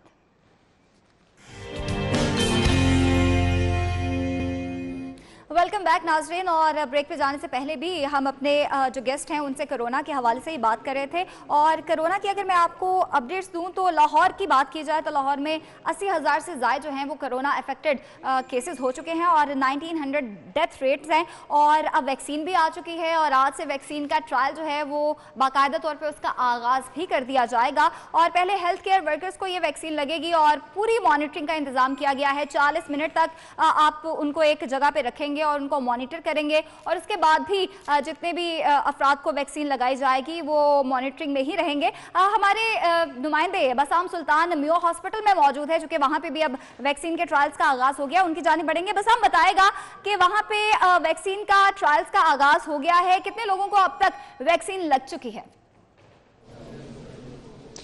जी बिल्कुल, जो वैक्सीनेशन है उसके अमल का इफ्तिताह जो है वो वज़ीर आला ने करना है और इसी हवाले से जो मैं आपको बताता चलूँ, जो वैक्सीनेशन है 70,000 वैक्सीनेशन डोजेज जो है वो पंजाब को फ्राहम की गई थी और उनको जो है वो कोल्ड स्टोरेज जो मांगा मंडी में है वहाँ पर जो है वो रखा गया। दीगर अजला को जो वैक्सीनेशन है उसकी फ्राहमी का अमल जो है वो शुरू कर दिया गया है। इस वक्त मैं मेयो हॉस्पिटल में मौजूद हूँ, यहाँ पर जो वैक्सीनेशन सेंटर है वो कायम कर दिया गया है जहाँ पर आने वाले हेल्थ प्रोफेशनल्स को जो है वो वैक्सीनेशन लगाई जाएगी। इस वक्त जो CEO हैं मेयो अस्पताल प्रोफेसर असद असलम वो हमारे साथ मौजूद हैं, उनसे हम गुफ्तगू करेंगे। सर थोड़ा सा बता दें कि जो वैक्सीनेशन है वो कब तक आप लोगों को फ्राहम कर दी जाएगी, कितनी वैक्सीनेशन होगी और कितने हेल्थ प्रोफेशनल्स जो हैं वो मेयो हॉस्पिटल में आके वैक्सीनेशन हासिल करेंगे? जी बिस्मिल्लाहिर्रहमानिर्रहीम। देखिए मेयो हॉस्पिटल और किंग एडवर्ड के मिला के तकरीबन 6,000 first level health care workers हैं जिनको हमने लिस्ट प्रोवाइड किया और उनको हमने वैक्सीनेट करना है। सारे अरेंजमेंट मुकम्मल हैं, हर चीज़ NCOC ने हमें बुनियादी इक्विपमेंट, फ्रीज़र, एयर कंडीशनर सब कुछ प्रोवाइड कर दिया है और आज एक्सपेक्टेड है कि दोपहर तक हमें वैक्सीन पहुंच जाएगी तो हम इस वैक्सीनेशन का बाकायदगी से आगाज़ कर देंगे। तो सर ये जो वैक्सीनेशन है अगर इसके कोई साइड इफ़ेक्ट्स होते हैं तो उसके लिए क्या अरेंजमेंट्स किए जाएंगे, वो सारा इस हवाले से भी थोड़ा सा गाइड कर दें। कौन कौन से प्रोसेस से जो हेल्थ प्रोफेशनल्स हैं उनको गुजरना पड़ेगा, किस तरह जो है वो वैक्सीनेशन हासिल कर सकें? जी देखें, सबसे पहले तो हमने जो लिस्टें तैयार की हैं उनको एंटर करवा दिया है डैशबोर्ड पर NCOC के। NCOC इन डॉक्टर्स को, नर्सिस को, पैरामेडिकल स्टाफ को, राइड हेल्थ प्रोफेशनल को मैसेज करेगा उनके टेलीफोन नंबर पर कि आपकी इस दिन इस वक्त यहाँ पर वैक्सीनेशन होगी। फिर हमारे वो पहले कमरे में आएंगे तो वो वेटिंग एरिया है, उसके बाद अगले कमरे में 3 डेस्क हैं। पहले डेस्क पर कंप्यूटर ऑपरेटर बैठे हैं जो उनके सारे डाटा वगैरह वेरीफाई करेंगे। उससे अगले डेस्क पर स्टाफ नर्स बैठी होंगी जो उनके वाइटल BP, पल्स, टेम्परेचर वगैरह नोट करेंगे। उससे अगले डेस्क पर डॉक्टर साहब बैठे होंगे जो उनकी ब्रीफ हिस्ट्री लेंगे और ये देखेंगे कि कोई कंट्रा इंडिकेशन तो नहीं है उनको वैक्सीनेशन की। जब वो इस सारे मराइल से गुजर जाएंगे जिनको वैक्सीनेशन लगनी है, फिर वो वैक्सीनेशन रूम में जाएंगे, वहाँ पर उनको वैक्सीनेशन दी जाएगी। वैक्सीनेशन देने के बाद एक साथ ही हमने एक ऑब्जर्वेशन रूम बना दिया है जहाँ पर उनको आधे घंटा के लिए रखेंगे। अगर खुदा ना खाता कोई साइड इफेक्ट होता है तो वहाँ पर मैनेज करते हैं। मैं यहाँ पर ये बताना चाहूँ कि साइड इफेक्ट जो होता है ना वो 1% पेशेंट में होता है, हल्का सा बुखार हो जाना, बॉडी एक्स होना। अभी का कोई सीरियस साइड इफेक्ट नहीं रिपोर्ट हुआ कि खुदा ना खाता किसी की डेथ होगी वैक्सीनेशन लगने से। अब देखें EPI जो एक्सपेंडेड प्रोग्राम फिर मैंने देखे बच्चों में पोलियो, मम्स, मीज़ल्स सब की लगती हैं और उसके बाद कुछ बच्चों में बुखार हो जाता है हल्का सा, लेकिन वो सेटल हो जाता है। तो ये इसी किस्म की इलामात हो सकती हैं 1% लोगों में और कुछ नहीं। अगर यहाँ पर खुदा ना खाता कोई ऐसी सीरियस हो भी जाती है तो उसके लिए बाकायदा हमने एक रूम रखा है, बाहर एम्बुलेंस खड़ी होगी। अगर खुदा ना खासा कोई होता है तो उनको फ़ौरन एम्बुलेंस में हम ICU में शिफ्ट कर देंगे। जी बिल्कुल, आपने प्रोफेसर असद असलम की जो है वो गुफ्तगू सुनी। उनने तमाम जो है वो प्रोसेस बताया कि किस तरह जो है वो हेल्थ प्रोफेशनल्स इधर आएंगे। इनिशियली तौर पर जो है वो उनका 1 टाइम पासवर्ड उनको दिया जाएगा, उसकी वेरिफिकेशन होगी, उनके जो है वो वाइटल्स जिसके अंदर उनके शुगर टेस्ट और दीगर जो वाइटल टेस्ट हैं वो किए जाएंगे। उसके बाद उनकी वैक्सीनेशन और उसके बाद पोस्ट जो वैक्सीनेशन है वो भी ऑब्जर्वेशन रूम भी जो है वो कायम किए गए हैं ताकि उनको मुआयना रूम के अंदर रखा जाए और कोई भी साइड इफ़ेक्ट होने की सूरत में जो है वो उनको फिल फॉर जो है वो इमरजेंसी में भी मुंतकिल किया जा सके। और जो वैक्सीनेशन प्रोसेस है वो आज दोपहर से जो है वो बताया जा रहा है कि वो एक्सपेक्टेडली जो है वो शुरू हो जाएगा। हाँ, जी ठीक है, बस हम बहुत शुक्रिया। और नाजरीन तक हमारा एम ये होता है कि जो भी हम बात करें और उसकी पूरी डिटेल्स जो है वो आप तक पहुंचाई जाए। कोरोना वैक्सीन के हवाले से आज हमने ये पूरा सेगमेंट किया था और हमारे डॉक्टर्स हमारे साथ मौजूद थे, हमारे सीनियर रिपोर्टर्स हमारे साथ मौजूद थे और म्यू हॉस्पिटल में इस वक्त क्या सूरत हाल है उस हवाले से भी हमारे नुमाइंदे आपको अपडेट कर रहे थे। तो ये सारी की सारी इंफॉर्मेशन जो है वो कोरोना वैक्सीन के हवाले से हम आप तक पहुंचा रहे थे। एक ब्रेक लेंगे और ब्रेक के बाद हम अपने सेगमेंट जो हैं वो शामिल करेंगे, बताएंगे कि किन किन चीजों की कौन कौन सी कीमतें हैं। तो सबसे पहले बात कर लेते हैं मोबाइल रेट्स के हवाले से। मोबाइल रेट्स की अगर बात करें तो जनाब मोबाइल में सबसे पहले हमारे पास है इन्फिनिक्स नोट 5 और इसकी प्राइस है 37,899 रुपये और इसमें जनाब मेमोरी होगी 128 GB। जब 128 GB हो जाए तो आपको मेमोरी कार्ड की ज़रूरत नहीं वैसे पड़ती है और इसमें रैम है जनाब 4 GB। अगला हमारे पास मोबाइल है जनाब इन्फिनिक्स Zero 8, इसकी प्राइस है 34,999। जैसे जैसे महंगाई बढ़ती जा रही है मोबाइल रेट्स भी जो हैं वो ज़्यादा होते जा रहे हैं तो अपनी सैलरीज के हवाले से जो लोग वर्किंग वुमेन हैं या वर्किंग मेल हैं, जो वर्किंग लोग हैं उनके हवाले से वो अपनी सैलरीज के हवाले से बहुत ज़्यादा कहते हैं ना फिक्रमंद रहते हैं कि पता नहीं अब मोबाइल जो है हम वो ले सकेंगे नहीं, तो उनके लिए ये अच्छे रेट्स हैं। इसमें जनाब मेमोरी है 128 GB और इसमें रैम है जनाब 6 GB, यानी कि ये मोबाइल जो है वो स्टक नहीं होगा। अगला मोबाइल है जी इन्फिनिक्स नोट 8, इसकी प्राइस है 29,999, तकरीबन 30,000, क्योंकि 1 रुपया बचा के आपने क्या करना है, ये सिर्फ तमाशा होता है मार्केटिंग का। खैर मेमोरी है जनाब इसमें भी 128 GB और इसकी रैम भी है 6 GB। अगला मोबाइल है हमारे पास इन्फिनिक्स S4, इसके प्राइस हैं 22,999, यानी कि 23,000, 1 रुपया बचा के। इसकी मेमोरी है जनाब 64 GB। वैसे मेमोरी 64 GB भी बहुत ज़्यादा सही है, लेकिन ख़वातीन जो है उनको कैमरे का शौक होता है और उन्होंने पिक्स वगैरह लेनी होती है तो वो ज़्यादा से ज़्यादा जो है ना वो मेमोरी वाले मोबाइल जो है वो पसंद करती है। इसकी रैम जनाब 3 GB है जो कि अच्छी है। अगला मोबाइल है हमारे पास इन्फिनिक्स Zero 4, इसकी प्राइस है 15,500, काफ़ी रिजनेबल प्राइस पे है और इसकी मेमोरी जनाब 32 GB है और इसकी रैम है 2 GB और 2 GB रैम वाले मोबाइल भी काफ़ी अच्छे होते हैं और 15,500 में काफ़ी अच्छे रेट में आपको ये मोबाइल मिल जाएगा। तो जनाब ये तो थे हमारे मोबाइल रेट के हवाले से और अब बात अगर हम कर लें तो आज के भाव क्या है उसके हवाले से बात कर लेते हैं।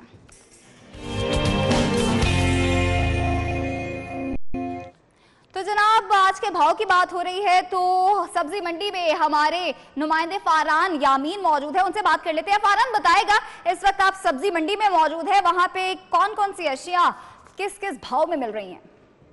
जी बिल्कुल, आज सरकारी रेट लिस्ट में आलू 34 रुपये दाम ओपन मार्केट में 40 रुपये फ़ी किलो के हिसाब से फ़रोख्त किया जा रहा है। प्याज 35 रुपये की बजाय 40 रुपये, टमाटर 44 रुपये की बजाय 50 से 60 रुपये फ़ी किलो में फ़रोख्त किया जा रहा है। लहसुन देसी मुस्तहकम कीमत है सरकारी सतह के ऊपर 270, जबकि ओपन मार्केट में 300 से 320 में फ़रोख्त किया जा रहा है।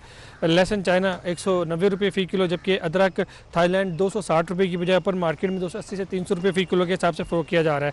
खीरा 42 रुपये, करेले 197 रुपये, पालक 24 रुपये, मेथी 52 रुपये, बंद गोभी 24 रुपये, फूल गोभी 24 रुपये, शिमला मिर्च की जो सरकारी कीमत है वो 102 रुपये दाम ऊपर मार्केट में 115 से 120 रुपये फ़ी किलो में फ़रोख्त की जा रही है। इसी तरह सब्ज़ मिर्च 177 रुपये की बजाय 200 से 220 रुपये तक फ़रोख्त की जा रही है। लीमू 63 रुपये की बजाय 70 रुपये, भिंडी 240 रुपये, शलजम 24 रुपये, अरवी 104 रुपये की बजाय 115 120 रुपये तक ऊपर मार्केट में फ़रोख्त की जा रही है। मटर 50 रुपये, टिंडे 37 रुपये, मूंगरे 99 रुपये, जबकि ओपन मार्केट में 110 से 120 रुपये में फ़रोख्त किए जा रहे हैं। मूली 25 रुपये, माड़ू 32 रुपये, साग 35 रुपये, गाजर 34 रुपये, जबकि हलवा कद्दू 60 रुपये फ़ी किलो के हिसाब से जो आज मार्केट में फ़रोख्त किए। फलों के जो रेट्स हैं वो बता रहे थे, आपका शुक्रिया। और अब बात कर लेते हैं मीट रेट्स के हवाले से कि बाजार में, बल्कि ज़ैनत में हमारे पास जो गोश्त है और जो बीफ है और मटन जो है वो किस भाव में मिल रहा है। तो आपको बताते चले कि बीफ पर केजी मिल रहा है ज़ैनत में 450 रुपये और बीफ मिन्स यानी कि बीफ कीमा जो है वो पर केजी 565 रुपये में मिल रहा है। मटन की बात करें तो मटन पर केजी 1150 रुपये में ज़ैनत में मिल रहा है और मटन मिन्स यानी मटन कीमे की अगर बात करें तो वो जनाब मिल रहा है 1390 रुपये में। चिकन की बात कर लेते हैं, गवर्नमेंट रेट्स में चिकन जिंदा जो है वो 194 रुपये में मिल रहा है और अगर उसके गोश्त की बात कर ली जाए तो वो जी 281 रुपये में अवेलेबल है। आगे बात कर लेते हैं हम जनाब एग्स के हवाले से। तो जनाब हम अंडों की अगर बात करें तो अंडे हमारे पास मौजूद हैं रिटेल में 139 यानी कि 139 रुपीज़ में, और अगर हम होलसेल की बात कर लें तो होलसेल में पर दर्जन जो है, पर डोजन अंडे जो हैं 137 रुपये में मौजूद हैं। और अब बात कर ले गोरमे से, अगर आप लोग गोरमे के अंडे खाना पसंद करते हैं तो गोरमे में जाइए। गोरमे में आपको पर डोजन जो है 138 रुपये मिलेंगे। वैसे मैं खुद भी गोरमे के अंडे इस्तेमाल करती हूँ। तो जनाब अगला हम बात कर लेते हैं बचत बाजार की।